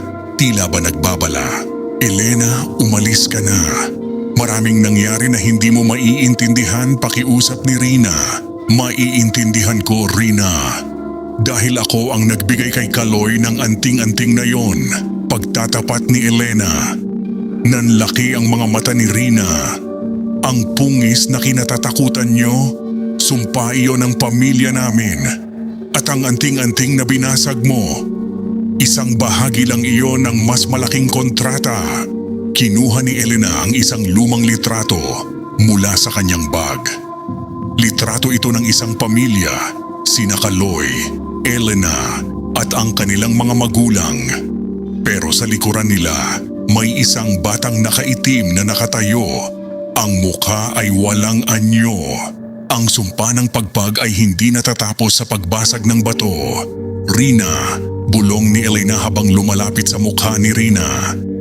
Dinala mo ang pungis sa bahay na ito. At ngayon, dahil wala na ang anting-anting na nagkukulong sa kanila, Malaya na silang kumuha ng kahit sino. Biglang namatay ang mga ilaw. Sa dilim, narinig ni Rina ang libu-libong maliliit na yabag ng paa sa itaas ng kisame. Ang mga pungis ay hindi na lang nasa sementeryo. Dahil sa pagbisita ni Elena, ang pintuan ay muling bumukas. Nakahandusay si Rina sa sahig ng sarili niyang sala. Ang dilim ay tila naging malapot na likido. Sa tapat niya, nakatayo si Elena. Pero hindi na ito ang babaeng pumasok kanina. Ang balat ni Elena ay nagsimulang mag-crack at mula sa mga bitak na iyon, lumalabas ang isang maputlang liwanag. Akala mo ba, Rina, si Kaloy ang nag-umpisa nito? Tawa ni Elena, isang tawang parang kaskas ng kutsilyo sa plato. Si Kaloy ay mahina. Ginamit lang niya ang anting-anting para sa pera. Pero ang pungis, sila ay aming mga ninuno. Sila ang mga batang kinuha ng lupa. Bago pa sila matutong magsalita, kinuha ni Elena ang buto at hinalikan ito. Ang pagpag ay hindi para itaboy ang malas. Ito ay para mangolekta ng mga bagong kalaro. Ang pamilya namin ay nag-aalay ng isang kaluluwa bawat 30 taon para manatiling mayaman at makapangyarihan ang aming dugo. Noong mamatay si Kaloy, dapat sana ay ikaw o si Lito ang kapalit. Pero binasag mo ang bato. Bakit mo ito ginagawa? Hiyaw ni Rina habang pilit na umaatras patungo sa kusina. Dahil nang basagin mo ang bato, pinakawalan mo ang lahat ng pungis na nakakulong doon sa loob ng daan-daang taon. Ngayon, wala na silang amo. At kapag ang espiritu ay walang amo, lalamunin nila ang lahat ng madadaanan nila. Umpisa sa bahay na ito, sabi ni Elena habang itinataas ang kanyang mga kamay. Biglang naramdaman ni Rina ang pagyanig ng buong bahay. Ang mga portrait ni Lito sa pader ay nagsimulang umiyak ng dugo mula sa mga sulok ng kisame. Dahan-dahang bumababa ang mga pungis. Daan-daang maliliit na nilalang na kulay abo, walang mukha at may mga tahi sa kanilang mga bibig. Lito, tulungan mo ako, sigaw ni Rina sa kawalan. Sa gitna ng kaguluhan, lumitaw ang puting anino ni Lito. Humadlang siya sa pagitan ni Rina at ni Elena.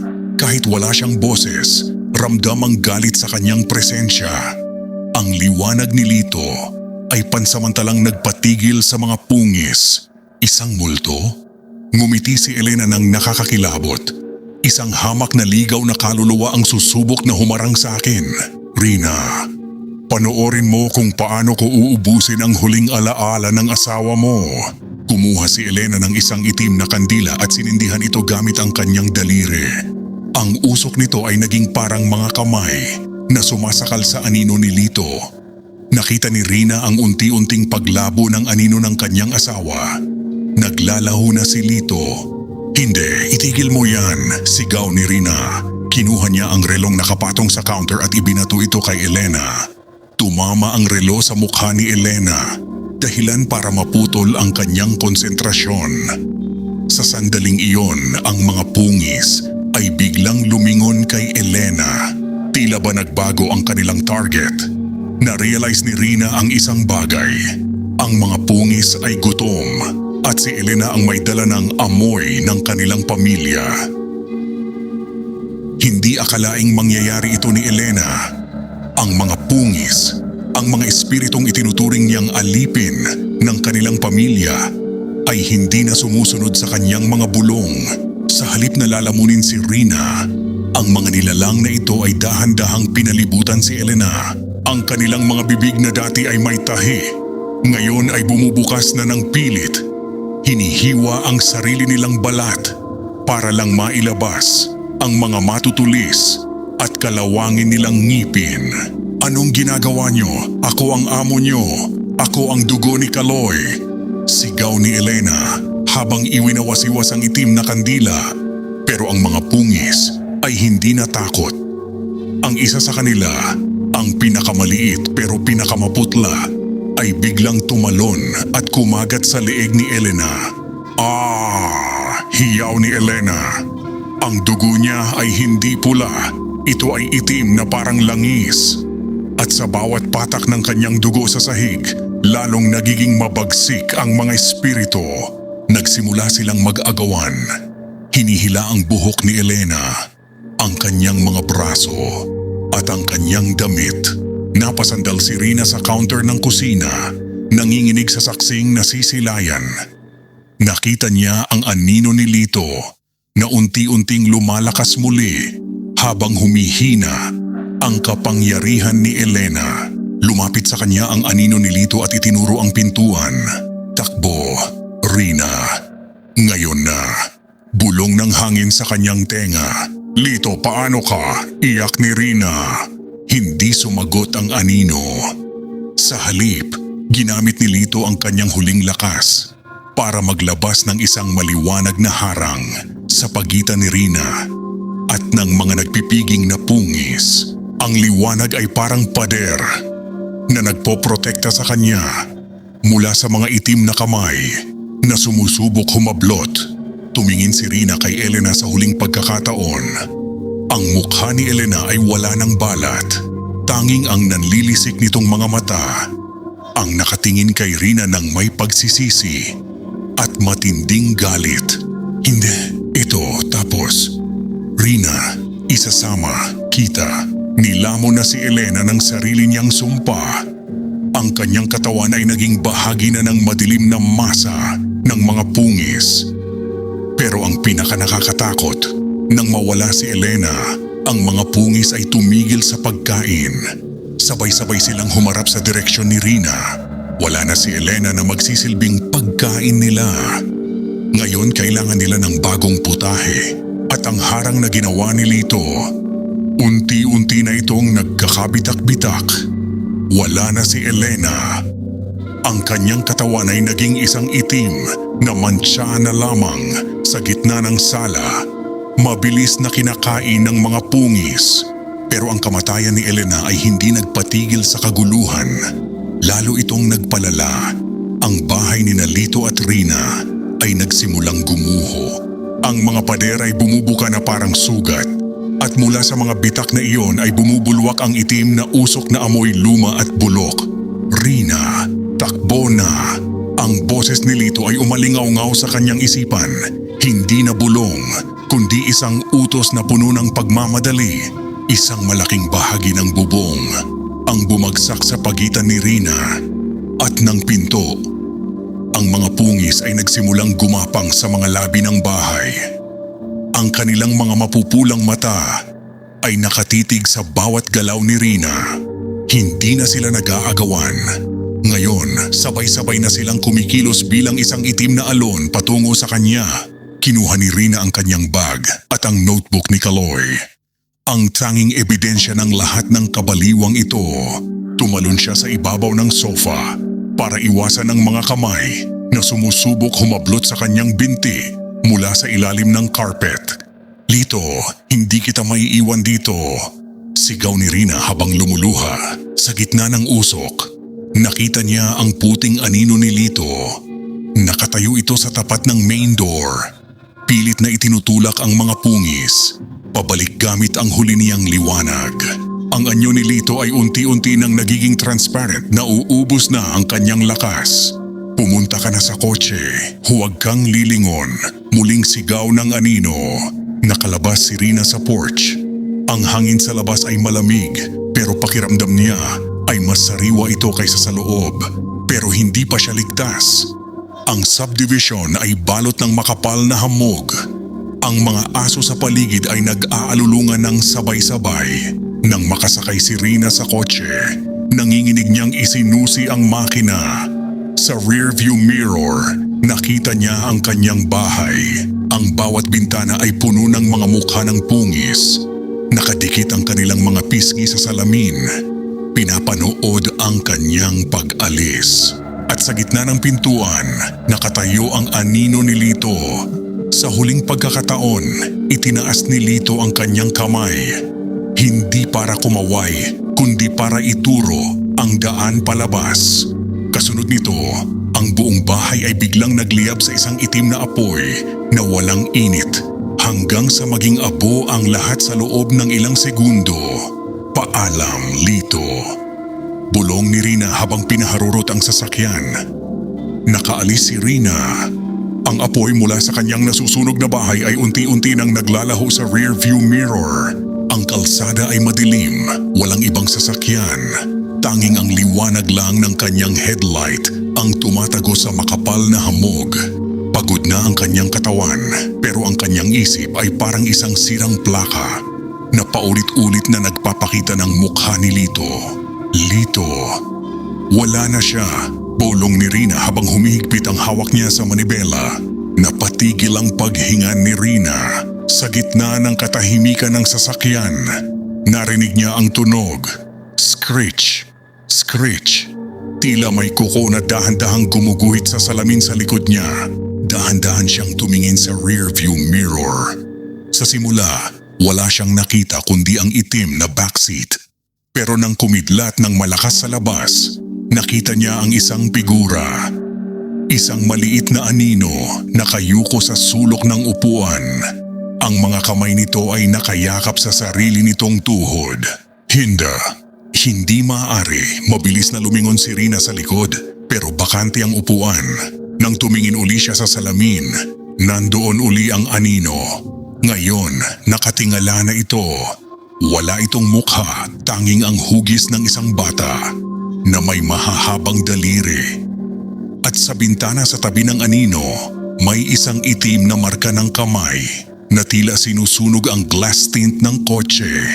Pag ang boses sa radyo ay parang koro ng mga batang nalulunod. Umalis kayo rito, iwanan niyo na ako. Sigaw ni Rina habang pinapabilis ang takbo ng sasakyan hanggang sa umabot ng 100 kilometro bawat oras. Pero habang bumibilis ang takbo, lalong lumalapit ang anino sa salamin. Naramdaman ni Rina ang lamig na nagmumula sa likuran. Isang lamig na hindi galing sa aircon, kundi lamig ng isang libingan. Ang anino ay dahan-dahang naglalakad sa kisame ng kotse. Ang mga kuko nito ay bumabaon sa tela ng roof liner. Crack, crack, crack. Rina, huwag kang lilingon. Isang boses ang bumulong sa kanyang tenga. Boses ito ni Lito pero malungkot at tila nagpapaalam. Sa isang iglap, biglang tumambad sa gitna ng kalsada ang isang figura ng babaeng nakaitim. Si Elena. Kahit alam ni Rina na patay na ito, nakatayo ito sa gitna ng highway, nakalahad ang mga kamay. Mabilis na iniwas ni Rina ang sasakyan. Tumigil ang lahat. Ang tanging naririnig na lang ay ang tunog ng makina na umuusok at ang mahinang tulo ng langis. Duguan ang noo ni Rina pero gising pa siya. Sa gitna ng kanyang panlalabo ng paningin, nakita niya ang pinto ng backseat na dahan-dahang bumubukas ng kusa. Ang anino ay lumabas, hindi ito tumakas. Sa halip, tumayo ito sa tapat ng bintana ni Rina na kadungaw sa kanya. Itinaas nito ang kanyang maliit na kamay at idiniin sa salamin sa tapat ng mukha ni Rina. Dugo. Iyan ang unang nalasahan ni Rina nang magising siya. Ang usok mula sa makina ng kanyang kotse ay humahalo sa makapal na hamog ng madaling araw. Pilit niyang itinulak ang pinto ng sasakyan na nayupi dahil sa pagbangga sa puno. Sa bawat galaw niya tila may humihiwa sa kanyang tadyang. Lumingon siya sa likod. Wala na ang anino sa backseat, pero ang itim na marka ng kamay sa bintana ay nandoon pa rin. Umuusok at tila sariwa pa. Sa gitna ng kadiliman ng highway, nakakita siya ng isang malamlam na ilaw sa malayo. Isang lumang gasolinahan. Gasolinahan. Bulong ni Rina. Wala sa alaala niya na may ganitong lugar sa highway na ito. Ang karatula ay luma, kalawangin at dahan-dahang umiikot sa hangin, huling hinto. Dahan-dahang naglakad si Rina patungo sa liwanag. Ang bawat hakbang niya ay tila mas mabigat kaysa sa huli. Nang makarating siya sa tapat ng opisina ng gasolinahan, nakita niya ang isang matandang lalaki na nagpupunas ng salamin. Nakasuot ito ng unipormeng kupas na ang kulay Tao po, tulong, naaksidente po ako. Pakiusap ni Rina habang hawak ang kanyang duguang noo. Ang matanda ay dahan-dahang humarap. Naniga si Rina. Ang matanda ay may malaking itim na marka sa kanyang noo. Isang markang hugis kamay ng bata. Ang kanyang mga mata ay mapuputi, tila may katarata. Pero ang titig niya ay tumatagos sa kaluluwa ni Rina. Hindi ka dapat naririto, iha, sabi ng matanda sa boses na parang tuyong dahon. Ang mga naririto lang ay ang mga nakalimot magpagpag bago pumasok sa huling pinto. Anong ibig niyo pong sabihin? Kailangan ko lang ng telepono, giit ni Rina. Lumingon si Rina sa loob ng opisina. Doon nakita niya ang iba pang mga tao. Isang pamilya na nakaupo sa isang bench. Isang ama, ina at 2 anak. Lahat sila ay nakatitig sa kawalan. Lahat sila ay may itim na marka sa noo. At sa bawat isa sa kanila, may isang maliit na anino na nakakapit sa kanilang likuran. Tila ba mga backpack na gawa sa kadiliman. Ang aninong dala mo, gutom na siya, muling pagsasalita ng matanda. Kapag pumasok ka sa loob, hindi ka na makakalabas. Ang gasolinahan na ito ay hindi para sa mga sasakyan. Ito ay para sa mga aninong naghahanap ng bagong katawan. Biglang naramdaman ni Rina ang paghigpit ng lamig sa kanyang batok. Tumingin siya sa refleksyon ng salamin ng opisina. Ang anino na kanina ay nasa backseat. Ngayon ay nakasampa na sa kanyang balikat. Ang mahahaba nitong daliri ay dahan-dahang humahaplos sa kanyang leeg. Bulong ng anino sa kanyang tenga. Nakatayo si Rina sa tapat ng matandang lalaki sa huling hinto. Ang lamig sa kanyang balikat ay hindi na lang basta hangin. Nararamdaman niya ang bigat ng maliit na anino na nakakapit sa kanya. Ang mahahaba at malalamig na daliri nito ay dahan-dahang humahaplos sa kanyang leeg. Tila ba sinusukat kung saan sisimulang sakalin ang kanyang katinuan. Paano ako makakaalis dito? Tanong ni Rina. Ang kanyang boses ay nanginginig sa takot at pagod. Ang matanda ay tumingin sa anino sa balikat ni Rina at dahan-dahang umiling. Ang pagpag ay hindi lang pagbisita sa tindahan o pagkain sa labas, iha. Ito ay ang pag-iwan ng bigat sa isang lugar na hindi mo pag-aari. Pero dito, sa lugar na ito, ang lahat ay may-ari na ng kani-kanilang anino. Walang gustong kumuha ng sa iyo. Lumingon si Rina. Ang pamilyang nakaupo sa bench ay sabay-sabay na tumayo. Ang kanilang mga galaw ay mekanikal, parang mga manika na hinihila ng pisi. Ang mga aninong nakakabit sa kanilang likuran ay dahan-dahang bumubukas ang mga bibig. Naglalabas ng isang matinis na tunog na parang feedback ng mic. Kailangan mong gawin ang pagpag ng dugo. Bulong ng matanda habang iniaabot ang isang kalawanging susi sa kanya. Pumasok ka sa loob ng CR sa likod. Doon, sa harap ng basag na salamin, kailangan mong sunugin ang huling bagay na nag-uugnay sa iyo sa mundong iniwan mo. Kung hindi, magiging isa ka na sa kanila. Naglakad si Rina patungo sa likod ng gasolinahan. Ang bawat hakbang ay tila may humihila sa kanyang paa. Pagpasok niya sa loob ng CR, sinalubong siya ng amoy ng asupre at luma. Ang bintana ay tinitira ng mga sanga ng puno.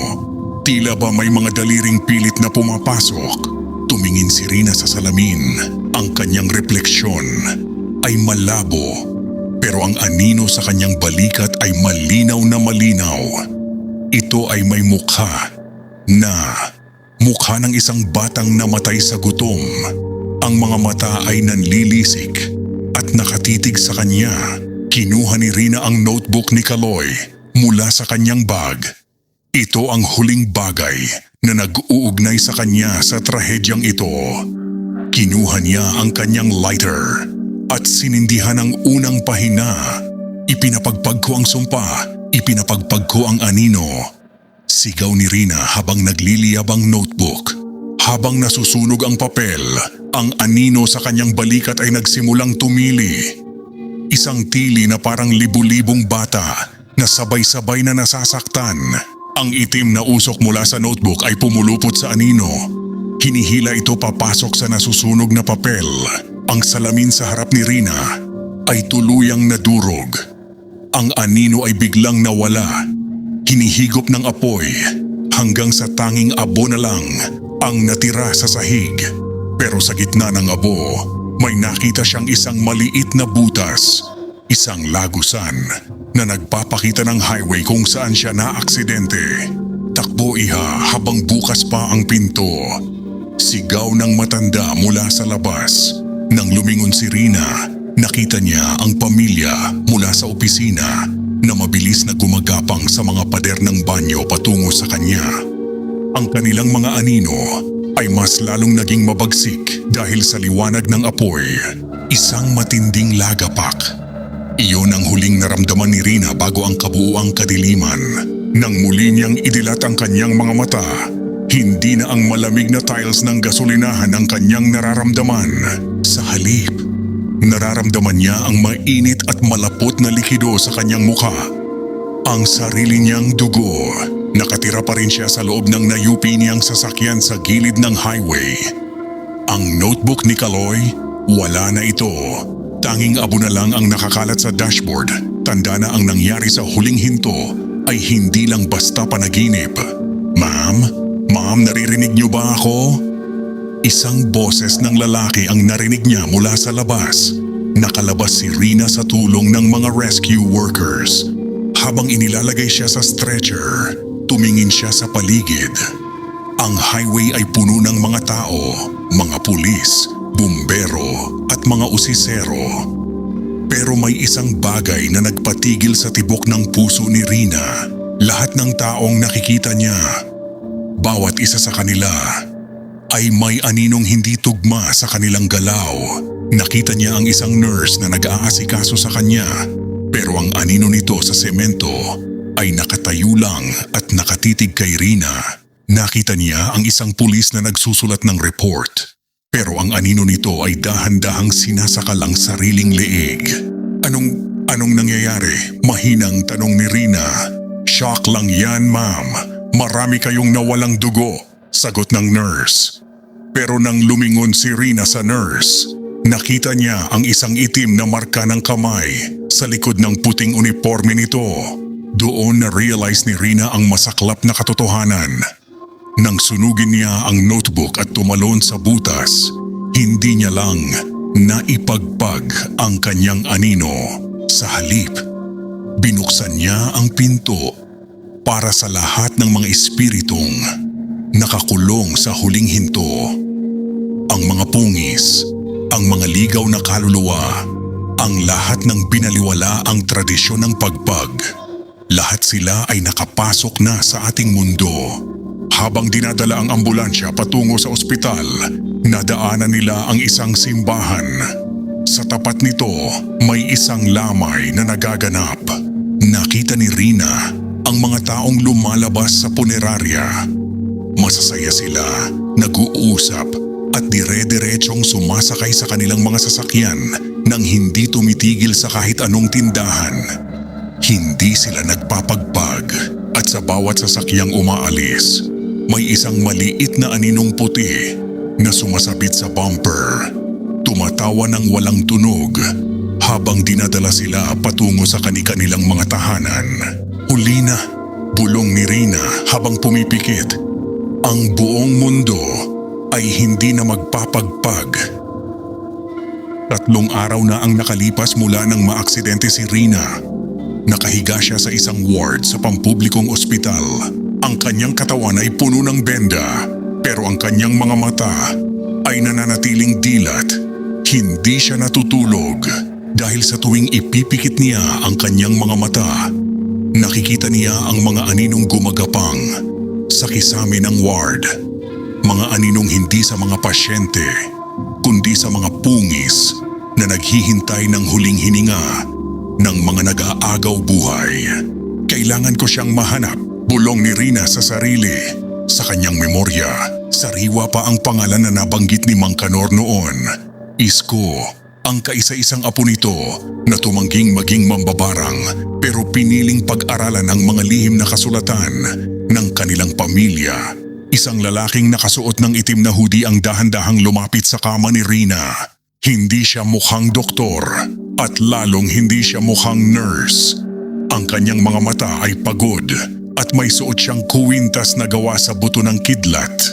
Rina, tawag ng lalaki. Ang boses niya ay malalim at puno ng otoridad. Iisko, nanginginig na tanong ni Rina.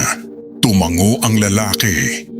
Lumingon si Isko sa paligid ng ward. Kinuha niya ang isang maliit na supot ng asin mula sa kanyang bulsa at dahan-dahang isinabog ito sa paligid ng kama ni Rina. Sa isang iglap, ang mga aninong nakadungaw sa kisame ay mabilis na nagsitago sa dilim, tila napaso sa presensya ng lalaki. Alam ko ang nangyari sa bahay niyo. Alam ko ang ginawa mo sa huling hinto, sabi ni Isko habang nauupo sa gilid ng kama. Binuksan mo ang pinto na dapat ay nanatiling sarado. Ang pagpag ay hindi na lang proteksyon ngayon. Ito na ang tanging paraan para mabuhay. Patawarin mo ako, Isko. Gusto ko lang iligtas si Lito. Iyak ni Rina. Wala na si Lito, Rina. Pero ang espiritu niya ay ginamit ang huling lakas niya para markahan ka. Iyan ang dahilan kung bakit hindi ka pa nila tuluyang nalalamon. Itinuro ni Isko ang isang maputlang marka sa leeg ni Rina na hugis sing-sing. Pero hindi ito magtatagal. Ang mga pungis na pinakawalan mo ay naghahanap ng Reyna, isang buhay na katawan na magsisilbing pugad para sa kanilang muling pagsilang. Nagsisimula na sila, sabi ni Isko habang tinutulungan si Rina na makaupo. Kailangan nating pumunta sa lumang dampa ni Lolo sa bundok. Doon nakatago ang aklat ng pagpag. Ang orihinal na kasulatan na hindi nagawa ni Kaloy na makuha. Iyon lang ang makakapagturo sa atin kung paano muling isasara ang pinto ng huling hinto. Pero paano ako makakaalis dito? Maraming bantay, pag-aalala ni Rina. Ngumiti si Isko ng mapait. Inabot niya ang kamay ni Rina. Sa mundong ito na puno na ng anino, mas madaling magtago sa dilim kaysa sa liwanag. Hawakan mo ang kamay ko at huwag kang lilingon sa mga aninong tatawag sa pangalan mo. Habang naglalakad sila palabas ng ospital, napansin ni Rina na bawat taong nadadaanan nila ay tila naging estatwa. Ang mga anino ng mga ito ay nagsimulang humiwalay sa kanilang mga katawan. Dahan-dahang bumubuo ng isang pader ng kadiliman sa exit ng ospital. Umalis si Rina at Isko sa ospital sa ilalim ng takip ng madilim na hamog. Ang sasakyan ni Isko, isang lumang jeep na balot ng mga ukit ng proteksyon, ay dahan-dahang umaakyat sa paanan ng bundok ng mga bulong. Dito, ang kalsada ay hindi na semento. Ito ay tuyong lupa na tila may mga ugat na gumagalaw sa ilalim. Huwag mong bubuksan ang bintana, Rina, babala ni Isko habang mahigpit ang hawak sa manibela. Ang hangin dito ay hindi hangin.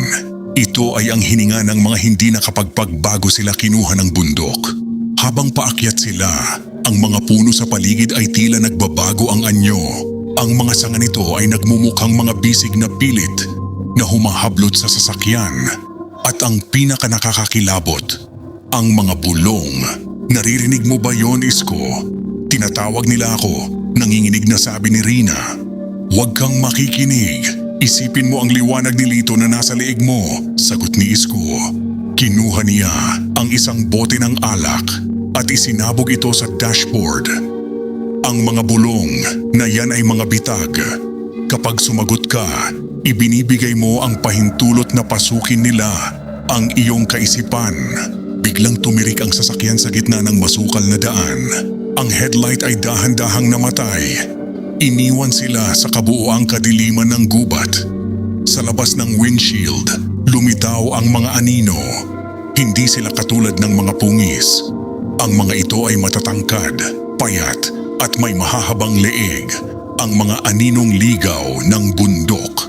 Nandito na sila, bulong ni Isko. Kinuha niya ang isang sulo at sinindihan ito. Ang apoy ay kulay asul, tanda ng mga ritual ni Mang Kanor. Kailangan nating maglakad. Ang dampa ni Lolo ay nasa tuktok ng talampas na iyon. Pagbaba nila, naramdaman ni Rina ang paghigpit ng hangin sa kanyang dibdib. Sa bawat hakbang, ang mga bulong ay nagiging mas malinaw. Hindi na lang sila mga boses ng hindi kakilala. Narinig niya ang boses ni Kaloy, ang boses ni Elena, at ang boses ni Lito. Rina, pagod na ako. Tulungan mo ako. Ang boses ni Lito ay nanggagaling sa likuran ng isang malaking punong balete. Tinigil ni Rina ang paglalakad. Lilingon na sana siya nang bigla siyang hinalot ni Isko sa braso. Huwag, hindi yan si Lito. Ang anino niya ay nasa loob mo, wala sa labas. Ang nakikita mo ay ang pungis na gumagamit ng kanyang alaala. Tumakbo sila paakyat sa matarik na landas. Ang mga anino ay sumusunod sa kanila, gumagapang sa mga puno at tumatalon sa pagitan ng mga bato. Nang malapit na sila sa tuktok, nakita ni Rina ang isang maliit na dampa na napapalibutan ng mga kandilang puti na hindi namamatay sa kabila ng malakas na hangin. Diyan, pasok, sigaw ni Isko. Nang makapasok sila sa loob, mabilis na hinarangan ni Isko ang pinto ng isang itim na tela na may mga pulang sulat. Ang mga anino sa labas ay humahampas sa dingding ng dampa pero hindi sila makapasok. Sa gitna ng dampa, sa itaas ng isang altar na gawa sa kawayan, nakita ni Rina ang aklat ng pagpag. Isang makapal na aklat na balot ng tuyong balat ng puno. Pero sa ibabaw ng aklat, may nakapatong na isang bagay na nagpaluha kay Rina. Ang singsing ni Lito. Ang singsing na suot nito nung huling gabi nilang magkasama. Nasa loob kami ng dampa ni Mang Kanor. Sa labas, ang mga espiritu ng bundok ay nagkakagulo. Pilit na tinitibag ang itim na telang panangga ni Isko. Sa gitna ng silid, ang aklat ng pagpag ay tila humihinga. Ang balat nitong tuyo ay mainit sa pandama. At ang singsing ni Lito sa ibabaw nito ay kumikinang sa ilalim ng asul na apoy ng sulo. Isko, bakit nandoon ang singsing ng asawa ko? Tanong ni Rina. Ang kanyang boses ay puno ng takot. Humarap si Isko sa kanya. Ang kanyang mukha ay seryoso at malungkot. Dahil ang pagpag ay hindi lang tungkol sa pag-uwi, Rina.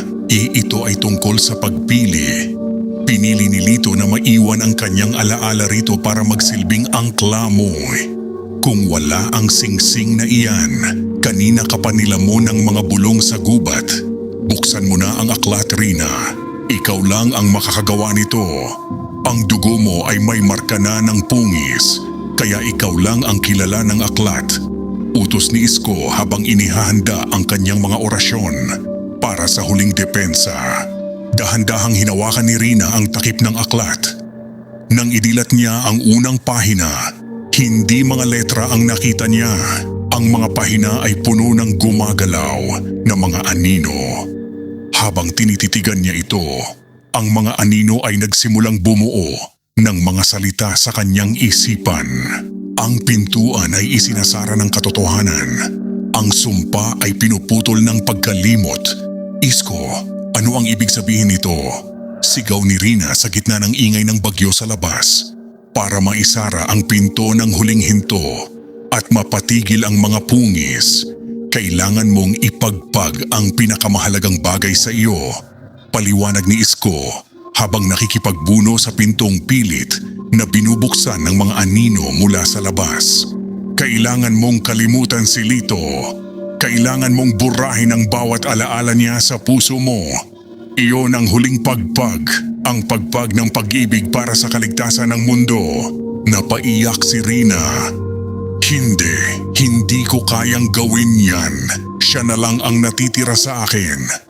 Kung hindi mo gagawin yan, ang mga pungis ay gagamitin ang alaala mo kay Lito para manatiling bukas ang pinto. Lalaganap sila, Rina. Kakainin nila ang bawat pamilyang hindi nagpapagpag. Sigaw ni Isko habang ang itim na tela sa pinto ay nagsisimula ng mapunit. Nakita ni Rina sa loob ng aklat ang mukha ni Lito, ang totoong Lito, nakangiti at masaya. Pero dahan-dahang nagbabago ang mukha nito, nagiging ang halimaw na pungis. Ang bawat segundo ng pag-aalangan ni Rina ay nagbibigay ng lakas sa sumpa.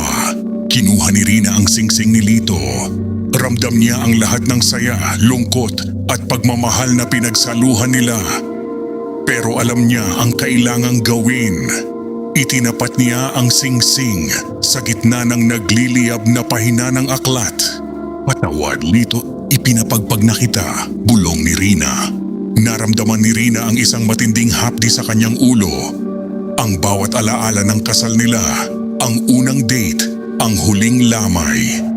Lahat ay tila hinihigop ng aklat. Ang marka sa kanyang leeg ay dahan-dahang naglalaho, kasabay ng paglalaho ng imahe ni Lito sa kanyang isipan. Katahimikan. Iyon ang unang naramdaman ni Rina nang muling idilat ang kanyang mga mata. Ang dampa ni Mang Kanor ay punong-puno ng puting abo. Abo mula sa nasunog na aklat ng pagpag. Ang asul na apoy sa sulo ay namatay na. At ang itim na tela sa pinto ay nalaglag na parang lumang basahan. "Iisko," mahinang tawag ni Rina. Nakita niya si Isko na nakasandal sa pader, humihingal at puno ng sugat, pero nakangiti. "Nagawa mo, Rina. Isinara mo ang pinto. Ang mga pungis. Naramdaman ko ang paghila sa kanila pabalik sa huling hinto. Wala na silang angkla sa mundong ito." Tumayo si Rina at lumakad palabas ng dampa. Ang bundok ng mga bulong ay hindi na nakakatakot. Ang mga puno ay hindi na mukhang mga kamay na humahablot. Ang mga ito ay mga ordinaryong puno na lang na nasisikatan ng araw. Ang mga bulong ay napalitan ng katahimikan ng kalikasan. Tumingin si Rina sa kanyang kamay. Hawak niya ang singsing ni Lito. Pero habang tinititigan niya ito, may kakaibang nangyari. Ang pangalan sa loob ng singsing, Lito, ay dahan-dahan ding naglalaho hanggang sa maging isang makinis na ginto na lamang ito. "Isko, bakit hindi ko na maalala ang mukha niya?" Tanong ni Rina habang tumutulo ang kanyang mga luha. "Alam kong may mahal ako. Alam kong may nawala sa akin. Pero hindi ko na makita ang kanyang mga mata sa isip ko." "Iyon ang pambayad, Rina," malungkot na sagot ni Isko habang lumalapit sa kanya. Ang pagpag ng pagkalimot ay ang pinakamataas na uri ng ritual. Para mawala ang sumpa sa mundo, kailangang mawala ang dahilan kung bakit ito kumapit sa iyo. Ang alaala mo kay Lito, ang ginamit na panggatong para masunog ang kontrata. Malaya ka na, Rina, pero ang kalayaang iyan ay may kapalit na pangungulila na hindi mo maipaliwanag. Bumalik sila sa bayan. Habang binabaybay ang highway, nakita ni Rina ang gasolinahan na dati ay huling hinto. Ngayon, isa na itong abandonadong lote na puno ng damo. Wala na ang mga anino, wala na ang matandang bulag. Ang mundo ay tila naghilom na. Pagdating ni Rina sa tapat ng bakanteng lote kung saan dati nakatayo ang kanilang bahay, bumaba siya ng sasakyan. Isinuot niya ang gintong singsing sa kanyang daliri. Wala siyang maalalang pangalan, pero nararamdaman niya ang isang mainit na yakap sa hangin. Isang yakap na tila nagsasabing, "Salamat." "Magpagpag ka, Rina," bulong ni Isko bago siya umalis. Kahit wala na ang mga pungis, ang mundo ay puno pa rin ng mga aninong naghihintay ng pagkakataon. Huwag mong kakalimutan ang tradisyon. Tumango si Rina. Naglakad siya patungo sa isang malapit na convenience store. Bumili siya ng isang basong tubig at isang tinapay. Naupo siya sa labas at kumain ng tahimik. Pinanood niya ang mga taong dumadaan. Mga taong walang malay sa digmaang katatapos lang. Sa huling pagkakataon, tumingin si Rina sa kanyang anino sa semento. Ang kanyang anino ay isa na lang. Payapa, tahimik, at sumasabay sa bawat galaw niya. Wala na ang maliit na aninong nakakapit sa kanyang balikat. Kung nagtatapos ang kalbaryo ni Rina, ngunit sa bawat pagtatapos, mayroon nga bang tunay na katahimikan?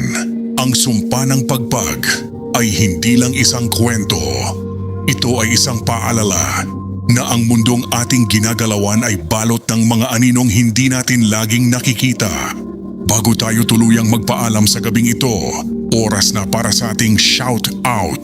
Isang malaking pasasalamat sa ating mga masusugid na tagapakinig na sina Kamisteryo, Ricardo Reyes, Lodi Benjamin Santos, Solid Fan Maria Clara Gonzalez, Kamisteryo Renato Dizon, Elena Villanueva, Kamisteryo Dante Almeda, Kamisteryo Teresa Mercado, Kamisteryo Ramil Bautista, Angelito Salvador, Kamisteryo Sara Jane Mendoza. Kayo ang nagbibigay ng lakas sa Misteryo TV para patuloy na magbahagi ng mga kwentong magpapatayo ng inyong mga balahibo. Kung gusto nyo ring ma-shoutout sa susunod na episode, i-comment lang ang pa-shoutout ka Misteryo. At bago ko kayo iwan, narito ang isang misteryo palaisipan na dapat ninyong sagutin sa comment section. Galing ako sa dilim, sumunod sa iyong pag-uwi. Wala akong boses, pero ang bigat ko'y ramdam sa iyong balikat. Kapag pumasok ako sa iyong pintuan, hindi na ako kailanman aalis. Ano ako? Ang unang makakakuha ng tamang sagot ay itatampok natin sa susunod na kwento. Mayroon ka bang sariling kwento ng kababalaghan?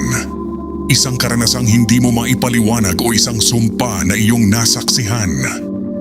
Huwag itong sarilinin. Ipadala ang inyong mga kwento sa ating official Facebook page na Kamisteryo TV. Malay mo, ang iyong karanasan ang susunod na maging tampok dito sa ating channel. Huwag kalimutang mag-subscribe at i-share ang kwentong ito para mas marami pa tayong mabigyan ng babala. Muli, ako ang inyong Kamisteryo TV. Laging mag-ingat, laging magpagpag. Dahil baka sa paglingon mo, hindi ka na pala nag-iisa.